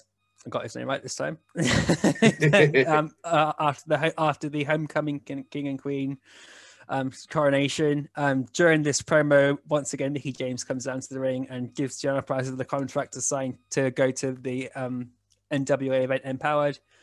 Deonna Purrazzo refuses to sign it until she finds out who her opponent is, and we find out her opponent is Melina, who comes down to the ring, and there's a face-off between Deonna Purrazzo and Melina. Great to see her back in Impact Wrestling. The whole thing itself didn't really stand out to me, but then I've not seen much of Melina. I saw her in WWE, but that was ages ago. I didn't see what she did in TNA before then. So this whole thing, it was just another promo with Deonna Purrazzo in. Let's get it over with. Let's move on. But it's once again, it's Impact Wrestling selling all their partners' work, and they're integrating with everybody really well. So they've got eyes on Empower, but even more than NWA could do on their own. So it's great cooperation between companies from Impact Wrestling. Yeah, it's impressive that they got Melina, and like I would not have expected her to go to Impact. You know, like if she was returning to wrestling, I thought she would have been WWE. You know, like I don't know if she's had worked in Impact or TNA in the past. To my knowledge, she's not, but I could be wrong on that. So when I heard that news, it was definitely like, oh. So I guess for Impact, it's good news. It's a good sort of thing to do. It's a good play for news in the social media age we live in. It's going to get them some traction. It's going to get them some more attention. But I mean, I might watch it. It'd be interesting to see what her wrestling's like. It's never the best, you know. Yeah. But it'd be interesting nonetheless. She's always been a good character. It's like just on Friday we were watching the Dismember pay-per-view, and goddamn, like she's really good at ring. Like she was just a manager in that match, and she was really good. You know, really loud. She's and very really good. athletic as well, isn't she? Yeah. Very. Mm. Like I think like Steve was saying, we watched December to Dismember on Friday. That video should be going up in the near future. But like we were talking in there, I genuinely don't remember the last time I saw Melina in ring. Like wrestling. Yep. And she's immediately getting like I'm not saying this like in WWE booking terms or AEW booking terms. They're bringing a veteran in to. I know that she's more than likely gonna win, but like bring someone who's at least been in the ring fairly frequently, because otherwise this could just lead to a very sloppy match. Yeah, again, I've not seen a lot of Melina in the ring, so I can't really comment on how well she is in the ring. But from what Matt Stryker was saying, that she's done a hell of a lot of work on the independent scene since she's been out of the spotlight, Yeah. and her resume is a lot better than people are giving her credit for. And the fact Mickey James is the one who's made this match as well, so there's obviously something she's obviously knows just how good Melina actually is. And Deonna Purrazzo was putting Melina over as well before she signed the contract, and after she signed the contract, and Melina closed it with a pretty short shot. I've not won the Knockouts title before, but the first person I faced off against was for a championship. The first person you faced off against was for a championship, and you won it. Well, I'm going to do the same to you. So she's cut a strong promo really quickly. She's already set the atmosphere for this main event at Empowered, and it's a headline grabbing match already, and it's just good promotion work more than anything else. After that, we got the four-way match between Rohit Raju, Jake Something, Daivari, and Trey Miguel. Jake Something wins this match and gets an X Division title shot at Emergence, which is just what I wanted to see. Jake Something needed this win, and he deserved this win. And this was absolute. The match was awesome. The finish was good. But Jake Something and Josh Alexander, this is going to be really, really hard to beat when this when Emergence comes up at the end of the month. This is going to be really, really good. Post match, when Josh Alexander was interviewed about this, Daivari's also got a match against Josh Alexander next week, and if Daivari beats Josh Alexander, then Daivari gets a title shot before Emergence does. But I think this is the way they're going to write Daivari off, because he's now signed to WWE as a producer, I think. Or, that's what rumors are going around. But I know Daivari is with WWE and with Impact Wrestling, because Rohit Raju shot down a load of marks who were questioning that on Twitter. So in absolute spectacular fashion, I must admit, people were questioning, why is he doing this? How can he do that? Rohit Raju just said, because he can, so shut the fuck up. Basically. So Josh Alexander's got a really, really busy schedule ahead of him. He's got Daivari's an absolute powerhouse, and then he's got Jake Something not long afterwards. So we got a great build for Josh Alexander over the next couple of weeks as well. That match is exciting. Yeah. Oh, that is just big beefy boys beating the shit out of each other. If it's anything like Josh Alexander and Black Taurus was at Homecoming, this is going to be awesome. I'm excited. I'm so excited to see Jake Something versus Josh Allen. We then got Fire and Flavor versus Jordan Grace and Rachel Ellering. Jordan Grace and Rachel Ellering showed amazing double team work in this match. You can tell that they are now a real established team, that they've clicked a lot more. Everything's now they're really in hot contention for the titles, and they're probably going to be next to challenge. And after a pretty shocking loss, I must admit, it was just shocking to see Kiera Hogan lose again. Just her luck never seems to be on her side. We then got the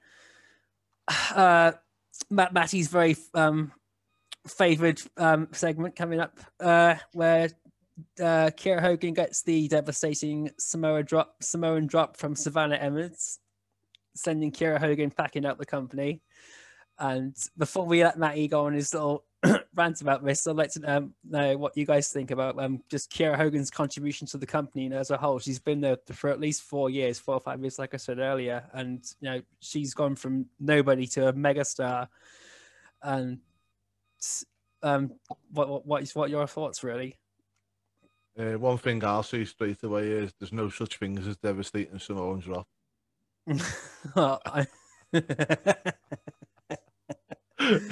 I'm sorry, maybe in the 80s or whatever, but no.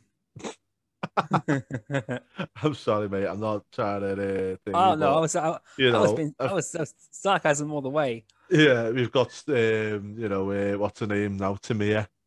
Yeah. It's not, You Nia mean Jax. both the Samoans, Tamina and Nia? Yeah. Yeah. Oh, just no, sorry, but Yeah. as for Kiera Hogan, as I say, I'm not gonna lie, I don't watch Impact much. Something that I do have on my list. I think the problem that we've got at the moment, if we have such a wide plethora of wrestling that we can watch, that it's hard to fit everything in. Yeah.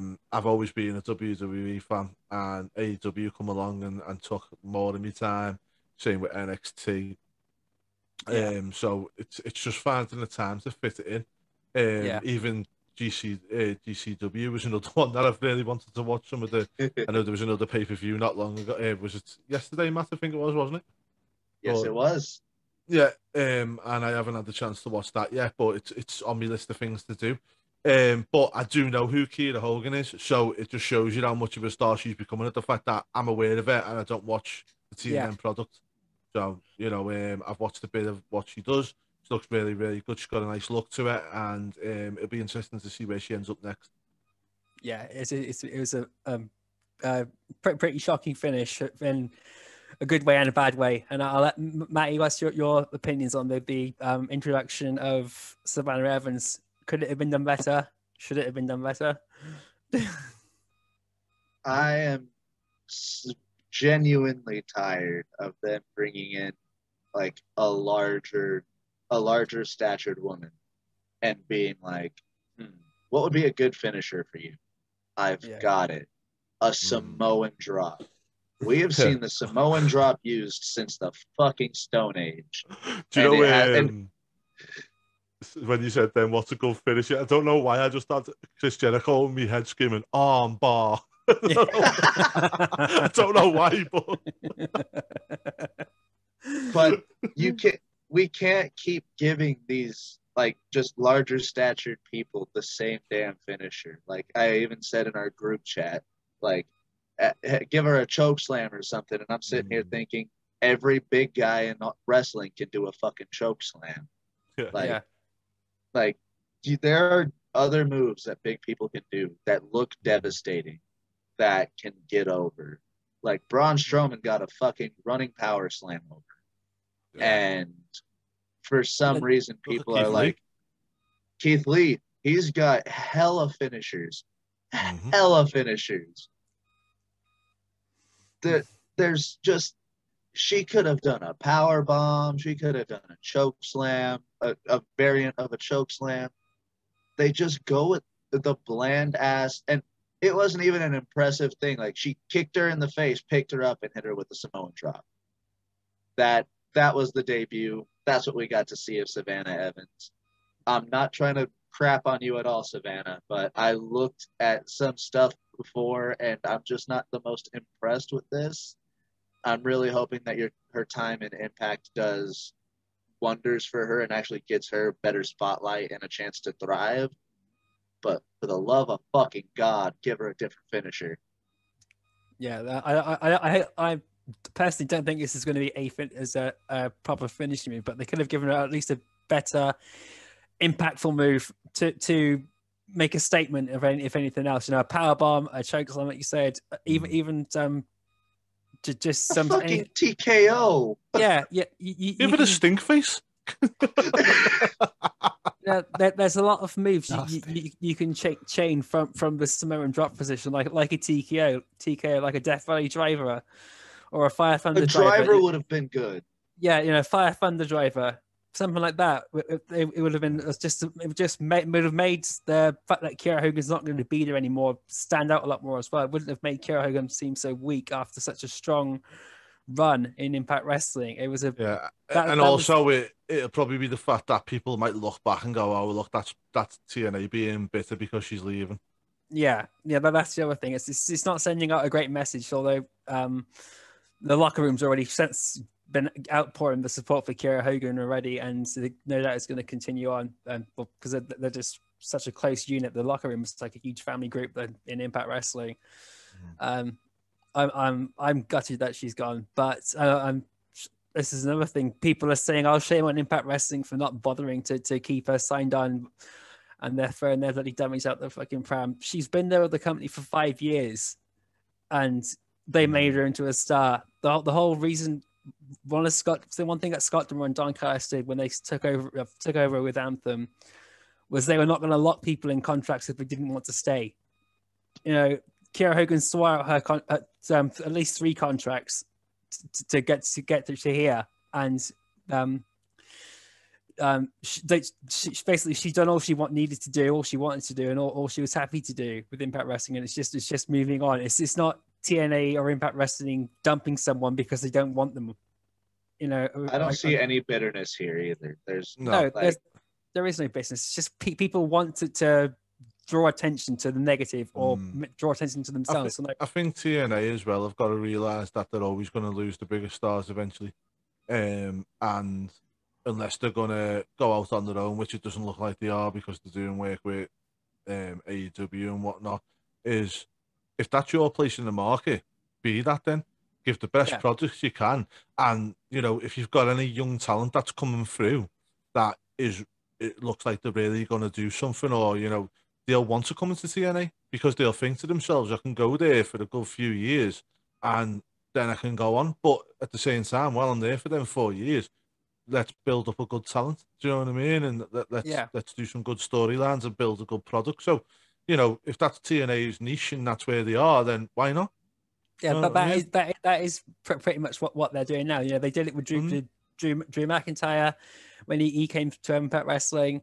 They've done it with Karrion Kross. They've done it with Pentagon and Phoenix. They've done it with loads of guys who've come to Impact. Brian Cage, Ethan Page. They've all come to Impact Wrestling to build a name for themselves up elsewhere and get them more exposure. Because all they've done before was just tour the indies, not really get on television. And they go to Impact Wrestling. They get this massive showcase and go elsewhere. And the fans need to really just accept that this is where Impact Wrestling's going now. They're not looking to be the next WWE, the next AEW, because they know that it's just not possible, and it's not even smart to try and be the next big company, because it's just killing all the competition if you do that. So they're working with like 4 different companies now for Glory, and it's shaping up to be something really impressive. They've got AAA, AEW, and New Japan Pro Wrestling, as well as Impact Wrestling for Bound for Glory, and Impact Wrestling's also working with Ohio Valley Wrestling, OVW, and AEW has also got some interest in Impact Wrestling too. So they've got at least all the talent there all merged together. So there's loads of talent working with Impact Wrestling. It's just people are so narrow-minded at times. It really does drive you bloody mad. Yeah. Oh, well, back to you, Matty. Are we on to SmackDown? How are we? No, we got a few more. We got Violent by Design have invoked their rematch clause against the Good Brothers for Emergence.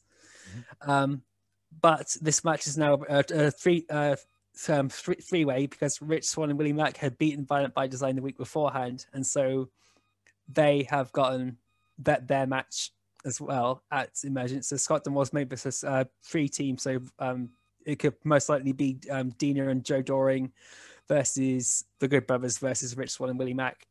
And this is going to be another hard to beat match as well. We got Josh Alexander and Jake something, and then we got this match as well. I think it's pretty obvious the Good Brothers are going to walk up with the titles, sadly, which is, I was disappointed that Violent by Design lost the titles to begin with. I don't think they should have when they did. I think, if anything, they should have held the titles to Bound for Glory before losing them. So, but this is a great way to showcase Willie Mack and Rich Swann as a team a bit more, and it's good use for the Good Brothers as well, I suppose. But I've not been really sold on the Good Brothers since they've come to Impact Wrestling. Which is a bit of a shame, because they're such an amazing set of talent. It's just that they never really clicked for me. But this match is going to be good.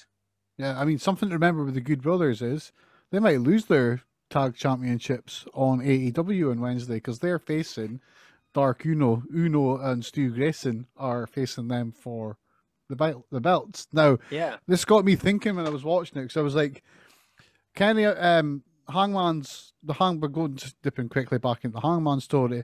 His thing is that he's pushing everyone else away, and that's the only way he thinks that he can make things better. Now, how perfect would it be if the week after that he pushed them away and got his ass kicked and got his head BTE triggered 3 times, if Uno and Stu Grayson then won the tag belts from the Good Brothers, that would be a really good part of that story. That would really work within that bigger story. And it would get Uno and Stu Grayson on to Impact to have awesome tag matches, because they're like, they have been one of the best tag teams going about in like America and Canada for ages. You know what I mean? They've just never really had much mainstream exposure till they were on AEW. So there's always that other element, you know, the forbidden door, as they say, has been opened, and that could play into something like this. So it might be something happen. I don't know. Maybe Impact's already taped. I've got no idea. I just wanted to interject with that. Yeah, even if it's long term planning, things like that, it's just what's needed. Yeah. And the other final 2 major talking points are we got the Battle Royal next week for the #1 contendership for Kenny Omega's title at Emergence. We got guys like Moose, Chris Sabin, Rich Swann, Brian Myers, Matt Cardona, Sami Callihan, and Sam Beal already confirmed for this match already. So we got a pretty big number of guys. I think it's going to be about a 20-man Battle Royal set up by Tommy Dreamer for the #1 contendership. Guys who I got picking to a miss are either guys like Chris Sabin, Frankie Kazarian, or W. Morrissey. I'd rather see guys like that win rather than having another Moose versus Omega match. So I'm looking forward to the Battle Royal. I'm looking forward to seeing who it comes down to, especially if it comes down to like someone like W. Morrissey and Eddie Edwards, who closed the match off with a really nasty finish after Eddie Edwards beat Morrissey at Homecoming, winning an amazing match as well. So that's going to be an interesting turn of events as well. And obviously we have the main event as well. Frankie Kazarian and Sami Callihan and Eddie Edwards, they actually managed to beat the Elite, which is Kenny Omega and the Good Brothers. Eddie Edwards getting the pin on I think it was Carl Anderson or Kenny Omega, and Eddie Edwards getting the pin on Carl Anderson, Sami Callihan delivering a power driver to Kenny Omega on the apron. So actual teamwork between Sami Callihan and Eddie Edwards, who everyone thought were just going to tear each other's heads off because Frankie Kazarian could add a hard time trying somehow manage to get them under control, and Tommy Dreamer somehow managed to get them to get to that level that you guys are representing us. So don't make it about yourselves, make it about us. And Eddie Edwards and Sami Callihan are both real strong Impact Wrestling guys, and they made that work in this match really well. And it had got me thinking, what if Eddie Edwards and Sami Callihan take on the Good Brothers for the tag team titles? Yeah, that would be a good match. That would be good. I mean, I'm not really up to. I've not watched much of what they've done lately, but just those names alone, you know that's going to be good. You know. Yeah. Now we had Sami Callihan and Ken Shamrock last year with versus the North of Ethan Page and Josh Alexander. That was awesome. And from a pretty surprising team as well. It was a very, very good match.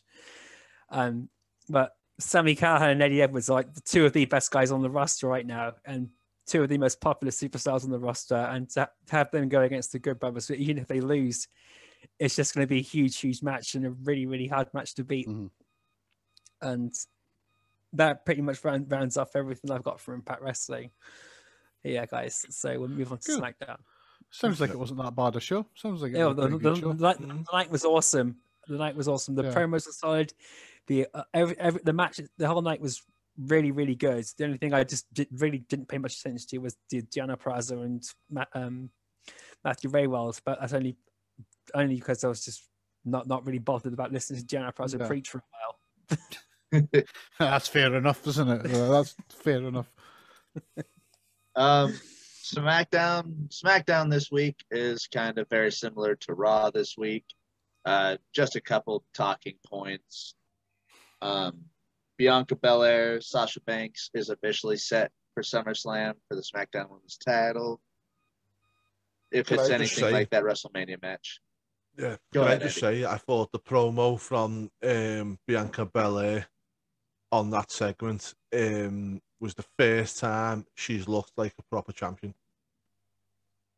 I can agree with that. I can definitely agree with that. where she's basically laughing at Sasha, and then Selena Vega come out, and then as she's talking to Vega, Sasha goes to say something. She goes, "Excuse me," she's talking to me as though I'm the champ. You know what I mean? And the first kind of like bit of sassiness I've seen from her, and then it was like, okay, well, I'll fight you tonight, and I'll fight you at SummerSlam, and you know, I thought that was the first time I've actually looked and believed that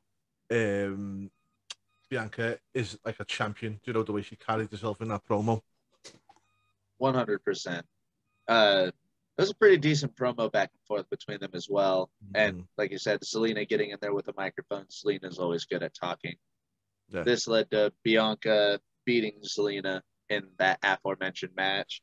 It was a decent match. Can I just say something though as well? Is typical WWE with the condescending fit where we want it to fit and forget about everything else style of doing things. So last week we had John Cena who ran in and signed his name on a contract that had nothing to do with him and wasn't even his name, right? We've got Goldberg who runs in on SmackDown on Raw and screams in Bobby Lashley's face, "You're next," and that's fine. Okay, so you're going to fight for the title. Selena Vega does it, and it's, "Oh no, Selena, we've got to have lawyers and contracts, and you know, there's all this stuff." All right, you go and fucking say that with Bobby Lashley, and what you've done with Goldberg, tell Goldberg screaming in someone's face is not a contract. Or John Cena, you'd have to sign your own contract, not rob somebody else's. It's just typical not cross WWE out booking. Finn Balor's name. It's like zero consistency in storytelling. Oh, unbelievable! It's like they're all wrestling the same company, let alone the same. Like it's like, I'm sure you want us to watch all of your products, but we watch all your products and you treat us like this by thinking we're fucking stupid. Yeah. Because you'll do one thing on one show and then you do this on another one. And, you know, as I say, even that bit there, they done that bit on the same show as what they done with Cena. And it's like, come on, give us a bit of, give us a bit of credit here. Yep.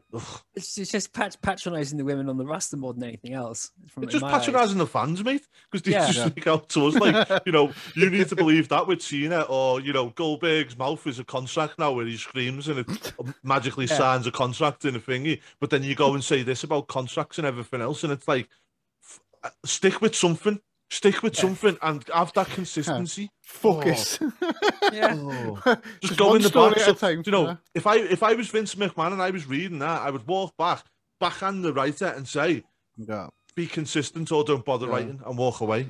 No, the thing is, most of this is all Vince McMahon's idea in the end. Vince McMahon's the one who has the final say on how everything goes. And he changes everything at the last minute before the night kicks off, or before the matches kick off, or the guys walk out to the ring. So it's Vince. All these things are probably just Vince McMahon's idea. Sorry, Matt. Yeah, I know you wanted to be brief with SmackDown, but I had to get that out, mate, because no worries at all. Because you actually gave a perfect segue as you were saying the whole Cena situation.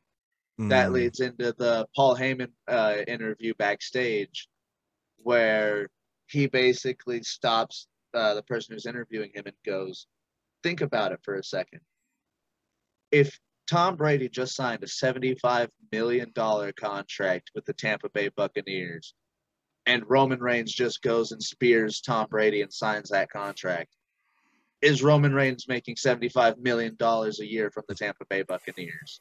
Yeah. Like he's like, Heyman just completely shut down. Like, this makes no sense. And let's face it, the whole Roman Reigns and that, it's gonna be a triple threat. I can see it a mile away.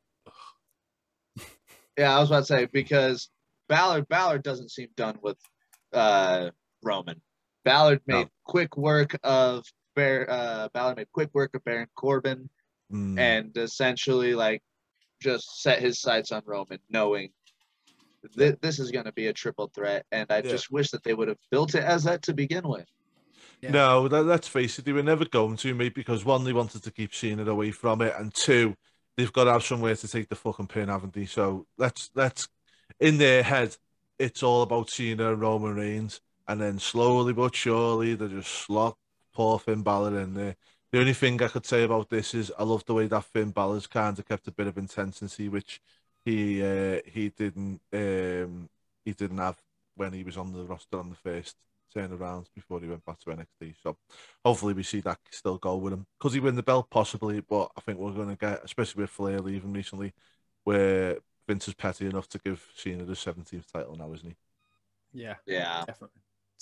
It's black and white now, especially that Ric Flair's gone. Yeah, and Paul Finn's there to take the pin.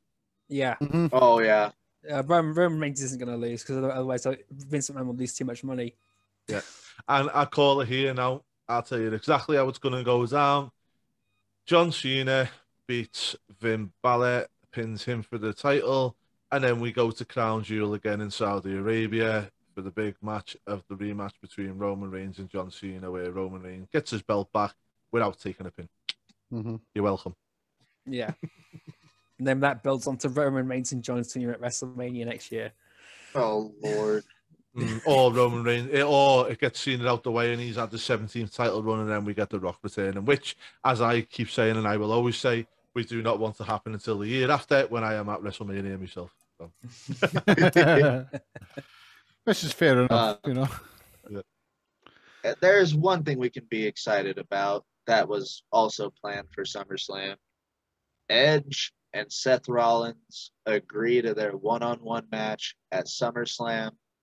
I think Edge can totally put on an amazing match with Seth Rollins. Seth Rollins proves that he can wrestle a fucking broomstick and put on a 4.5-star match.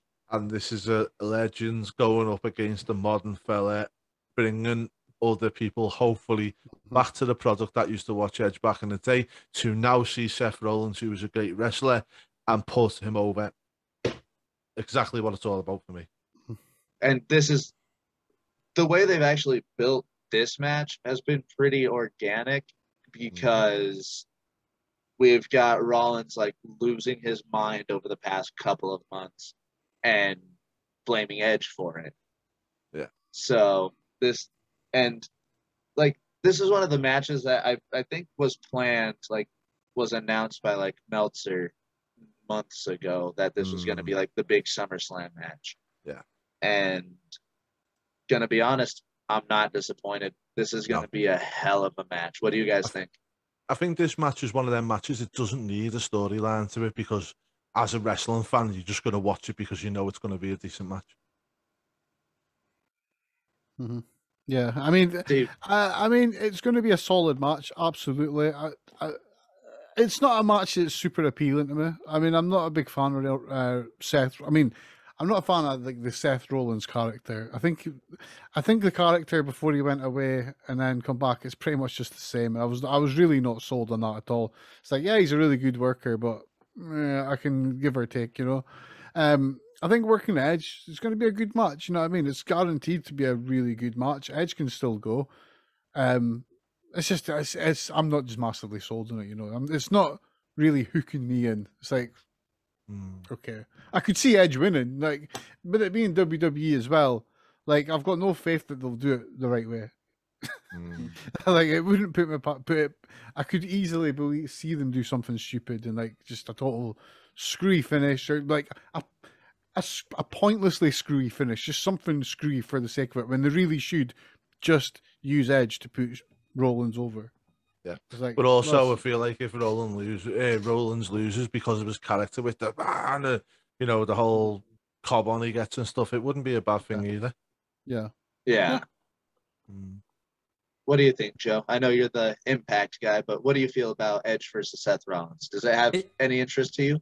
Yeah, it sounds like a good match, and I was a big fan of Seth Rollins when I was watching WWE, and I'm a huge Edge fan. So it's good to see that Edge is still going. It's good to see that Edge is still putting guys in the spotlight like Seth Rollins. Although Seth Rollins is a huge main event player, this match is one of those matches that will make money for the right reasons and is set up for the right reasons.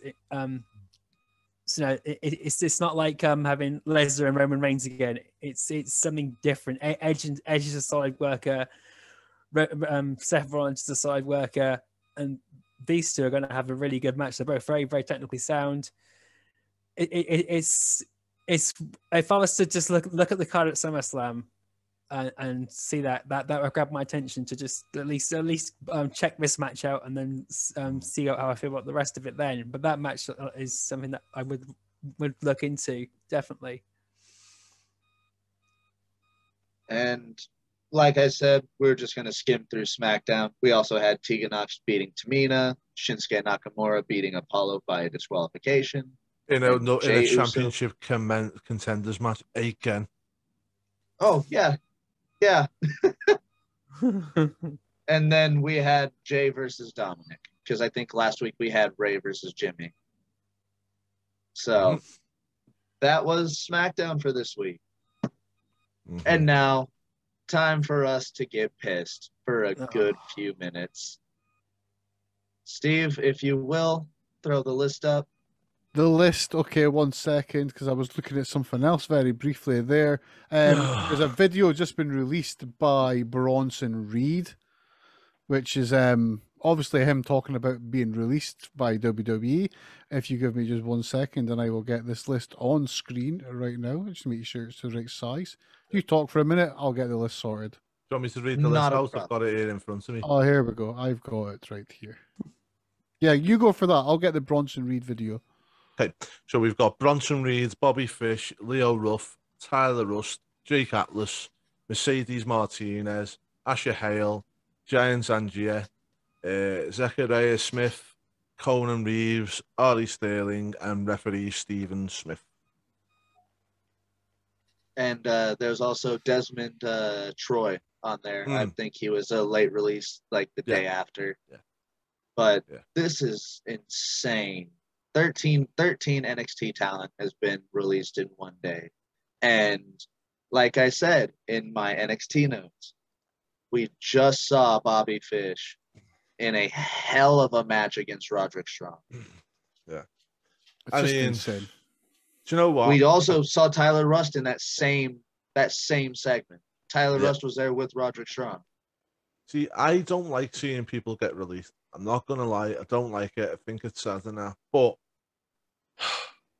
apart from Bronson Reed and Bobby Fish, I'm not surprised at the rest of them, I'll be honest.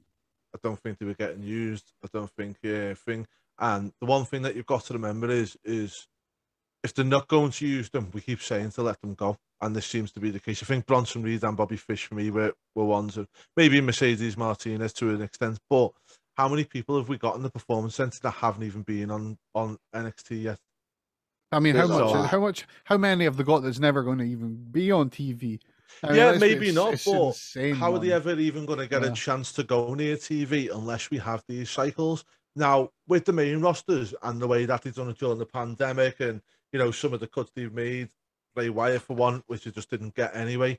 I'm not happy with stuff like that. But this one for me, I'm going to sound horribly, and people might disagree with me on this one, but I you know, I'm not shocked. I'm not shocked at all, and I think there'll be more from NXT. Yeah, I don't want to speculate on people losing jobs, but I can see that as well. I totally agree with you on that. Yeah. The way it's looking, I mean, when I seen the news coming up on Friday night, my instant thought was like, wait, so how many more is that they've released? Because they're just releasing more and more. They've released over 100 people from WWE in the last year, I think it is, something insane. In the past. And in the past 15 months. Yeah, it's getting to a point where, albeit they say that NXT is they're developmental, but at the same time, it's on main screen television, prime time slot in America, and that's the issue. That's the issue. And now they're getting it to the point where SmackDown and Raw's roster is already tiny to the point where it's the same people wrestling all the time. There's no diversity of characters coming in and out. Well, there's very little of it. And now with NXT, they're clearing out everyone. And it almost looks like they're just getting ready to wind NXT down and just take off or something. Look at football teams every year, Steve. Yeah. Every single summer, you have a release list, and sometimes it's 20, 30, 40 that's long. True. Because you just turn around and go, you know, this under 23 players being released, this person's being gone. You know, don't forget when they get to the under 18s going into under 23s, that's when they get the scholarships, and they'll say they'll only give 2 people scholarships, and they release 20 of them. It's not nice, and I don't like to see anybody lose the job, but unfortunately, You know, I mean, that's NXT fair for me enough. is a I mean, developmental yeah. territory. They do it in Yeah. all sport. And I know WWE isn't a sport per se, but it's sports entertainment. Yeah. Why is it different? I mean, You know, look at using your football analogy there. The problem that I see with it is not that they're releasing people, it's that they're not going to have their 3 teams of 11 play matches. You know, like no matter what happens there, like on a football team, you still need your 11 players, you need 5 subs. And at WWE, if they've got 3 teams, they've got their NXT, their SmackDown, and but Raw. the thing is, you their, can only their teams put... are starting to go low now, you know, and that's but what I see. Yeah. At the same time, you've got to think to yourself, you can only have so many on telly. So do you need... You know, I think WWE for years got in too much talent than what they needed, and this is where the backlash of it is now. Yeah.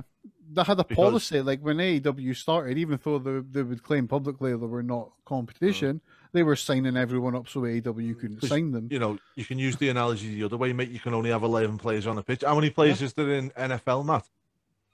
I believe it's 11. I believe it's 11 players. So so the same thing is you can only have 11 players on a pitch. You can only have so many matches on a TV show. Yeah. So you know, is it by having too much talent that you're not going to get to use them anyway? Yeah. So is it what's best for these talents to go out and go elsewhere and make a name for themselves and then come back? Yeah. You know, a big one for me is I'm you know, I'm not going to use anyone's names, but in a football, I've seen it happen lots of times where a player is played. Paul Pogba is a good example. He's a French player who used to play for Manchester United in their youth team.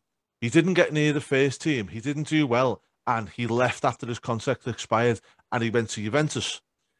He played really, really well over there, and Juventus went and bought him for £100 million and brought him back to Manchester United where he started. And for me, this is the same type of scenario.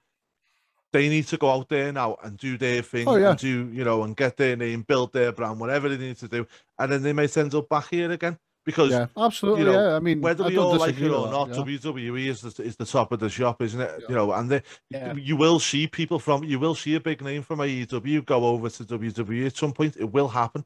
And I just think, like, you know, not with the main roster per se, but with the developmental territories especially,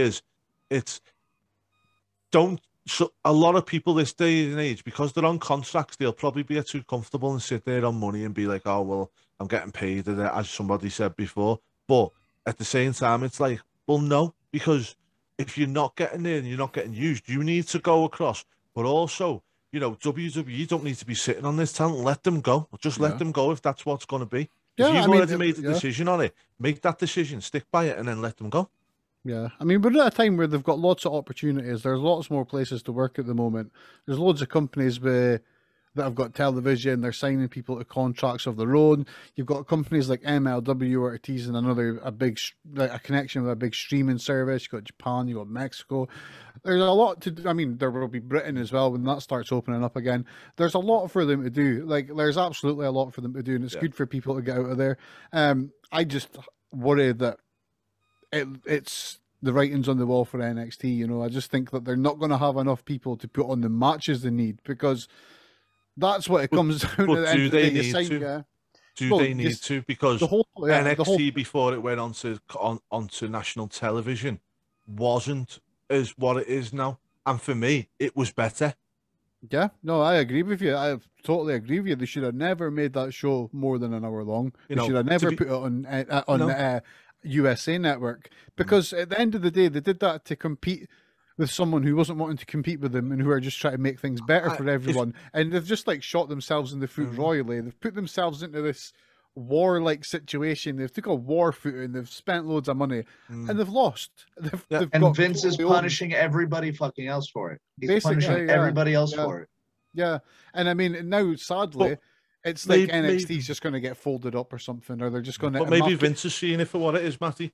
Is the fact is we should never have done this with this group, because we're just making a fair brand. That's not what we want. Yeah. What we want is, you know, for me personally, NXT should be a Shark Tank.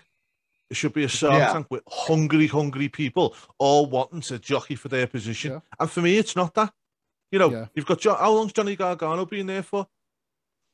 Johnny Gargano has been there since was it the Cruiserweight Classic? In my eyes, he shouldn't be. He shouldn't be. I'll tell Yeah, you that was in shouldn't be there. 2013, 2014. Shouldn't be there. It should be. You've flirted up the main roster. It hasn't worked out. Either put him on the main roster or they'll have to let go. 16. My bad. Let him go because he shouldn't be there in my eyes. Yeah. You've had your chance now. How many people are in the performance center that haven't even got a TV at the moment? How many hungry people in the performance center this is? And that was back in the day when you had the likes of Charlotte Flair, Sasha Banks, Bayley, and all them. Yeah. The matches were awesome. The TV program was awesome because they were all hungry. They would do anything. Some of the spots, some of the stuff they done in matches was all because they were so eager to get to the main card. Where the likes of your Johnny Garganos and your Candice LeRae's and people like that now, they're not bothered about going to the main roster. They're happy enough floating along in NXT. Where back in the day, them like Sasha and stuff probably thought in their heads, we can't be here forever. Also, it's only a small show. It's they're only going to keep us here for so long, so we've got to do our best to get to that main roster. And they're probably always telling them the main roster is your thing. Do you still think backstage at NXT today they're still telling people that the main roster is what your name is? No, because absolutely not. Because they framed it as this third promotion within WWE, which it never should have been. It was there to develop people, not to be the third show. That was if you wanted to put something against AEW, you should have just made a new show. Yeah. Or just exactly. Just use one of the main brands and put them against it. Instead, they've diluted everything.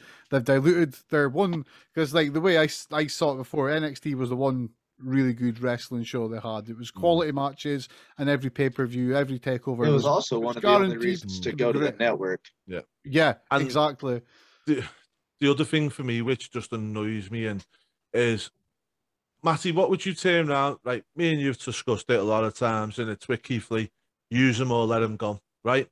If they were to let him go tomorrow, if we woke up in the morning and I'm touched wood, I'm not saying I want anyone to lose the job, but you seeing, WWE have come to the terms with release of Keith Lee. What would your first feelings be towards that?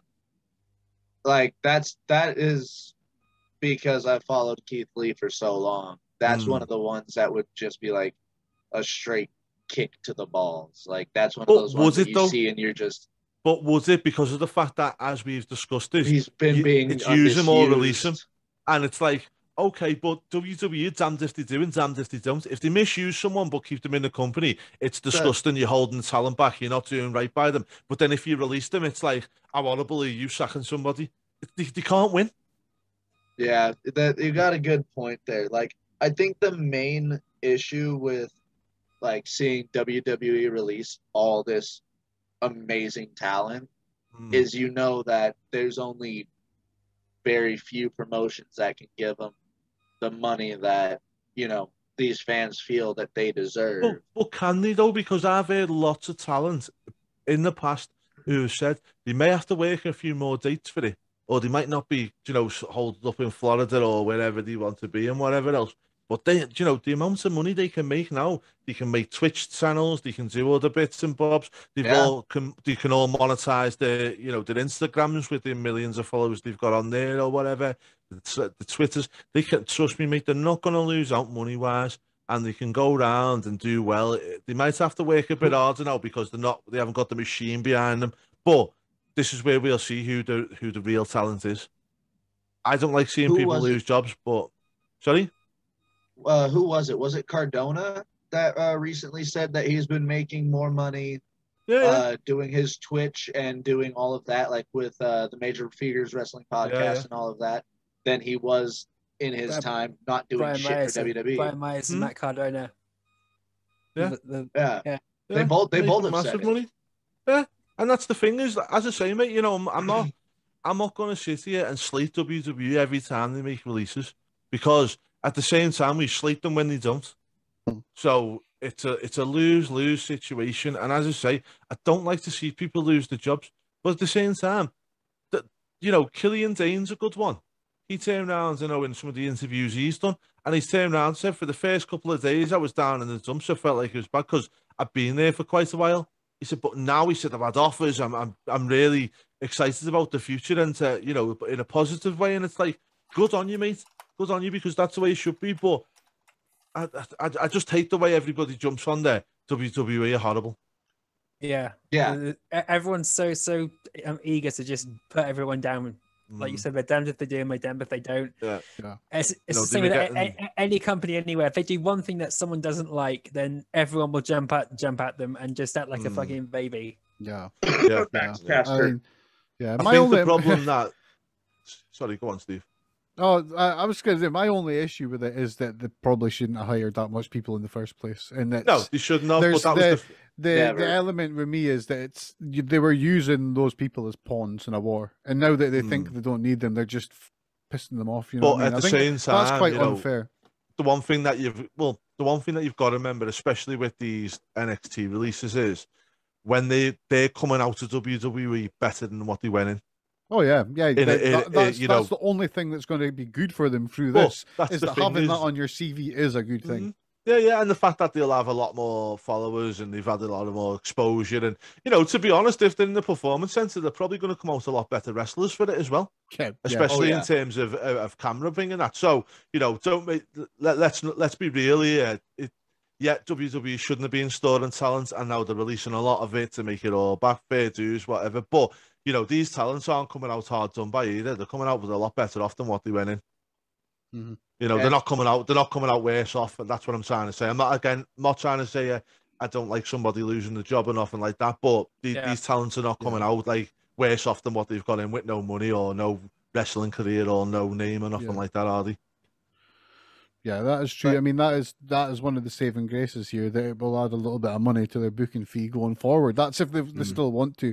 I mean, whilst we were talking earlier, Bronson Reed has actually uploaded a video to Twitter where he's breaking his silence. So I have prepared this because it's on topic, and we can look at Twitter and we'll see what he's got to say.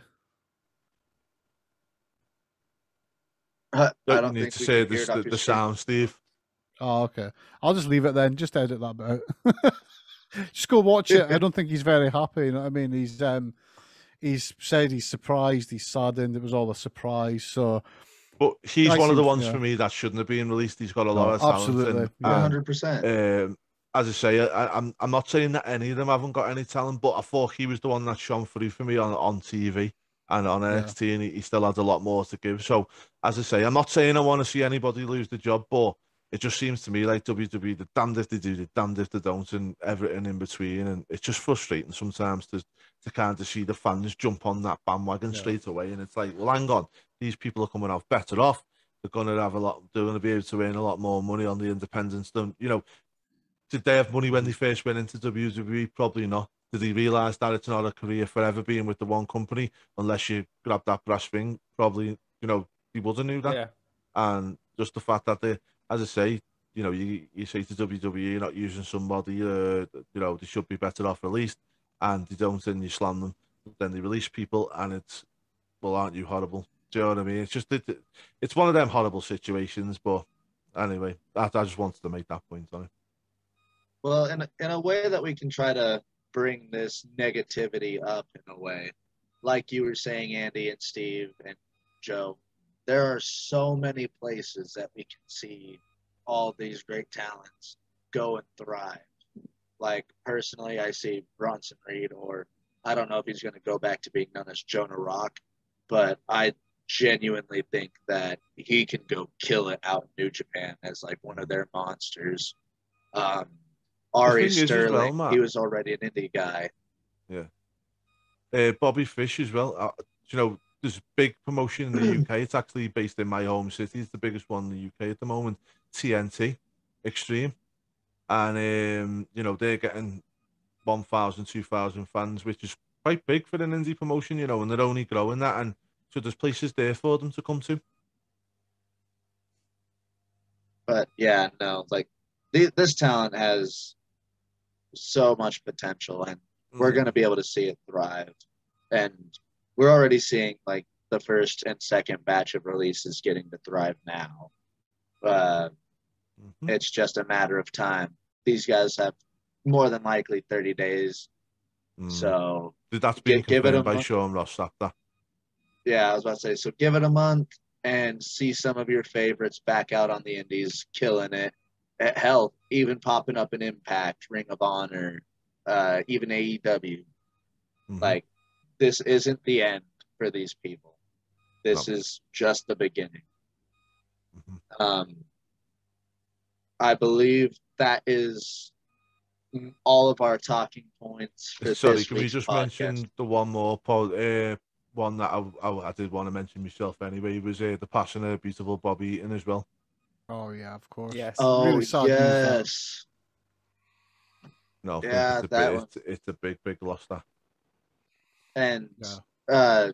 I've just now remembered Joe wanted to bring up that for some reason WWE is trying to trademark Chelsea Green's legitimate name. Pettiness, that. Yeah. What? She's gonna discuss it more on our podcast tomorrow about what exactly is going on. But she's already announced it on Twitter today that she's now in a legal battle with over her name with someone, not given any name who, but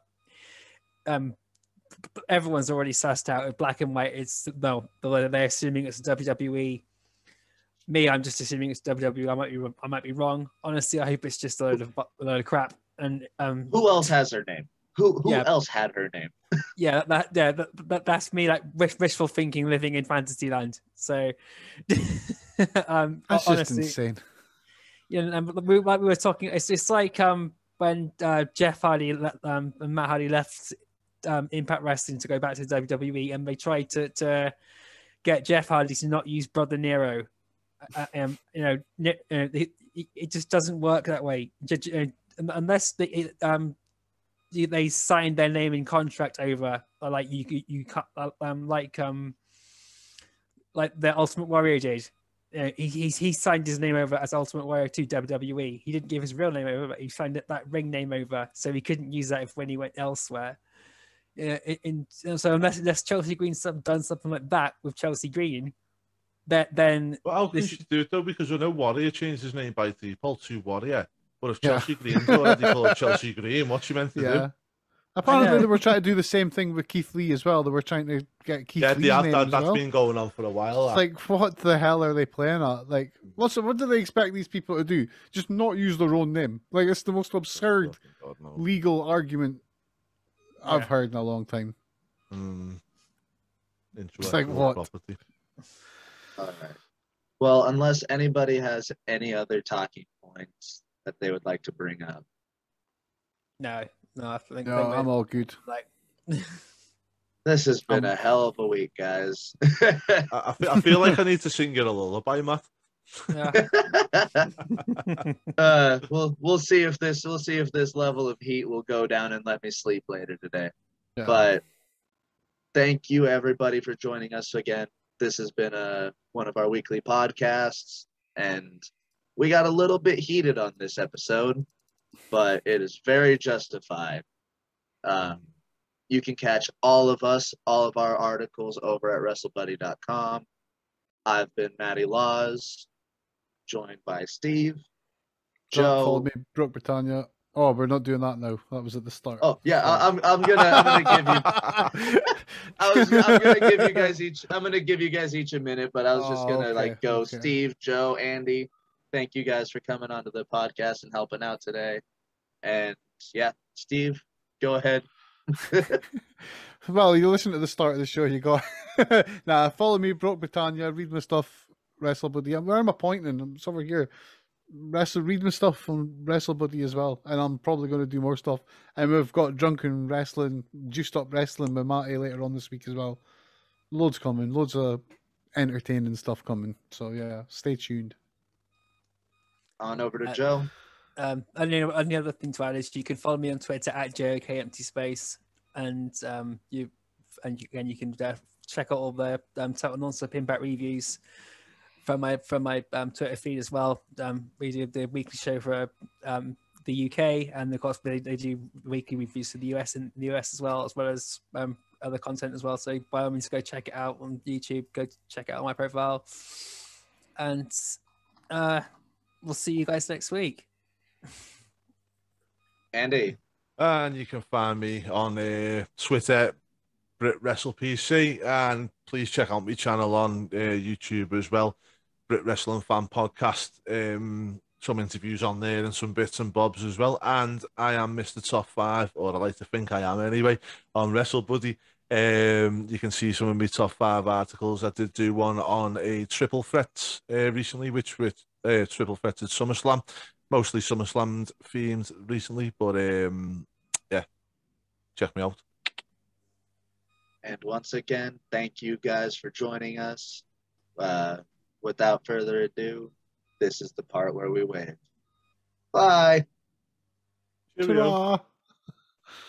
Ta-ra.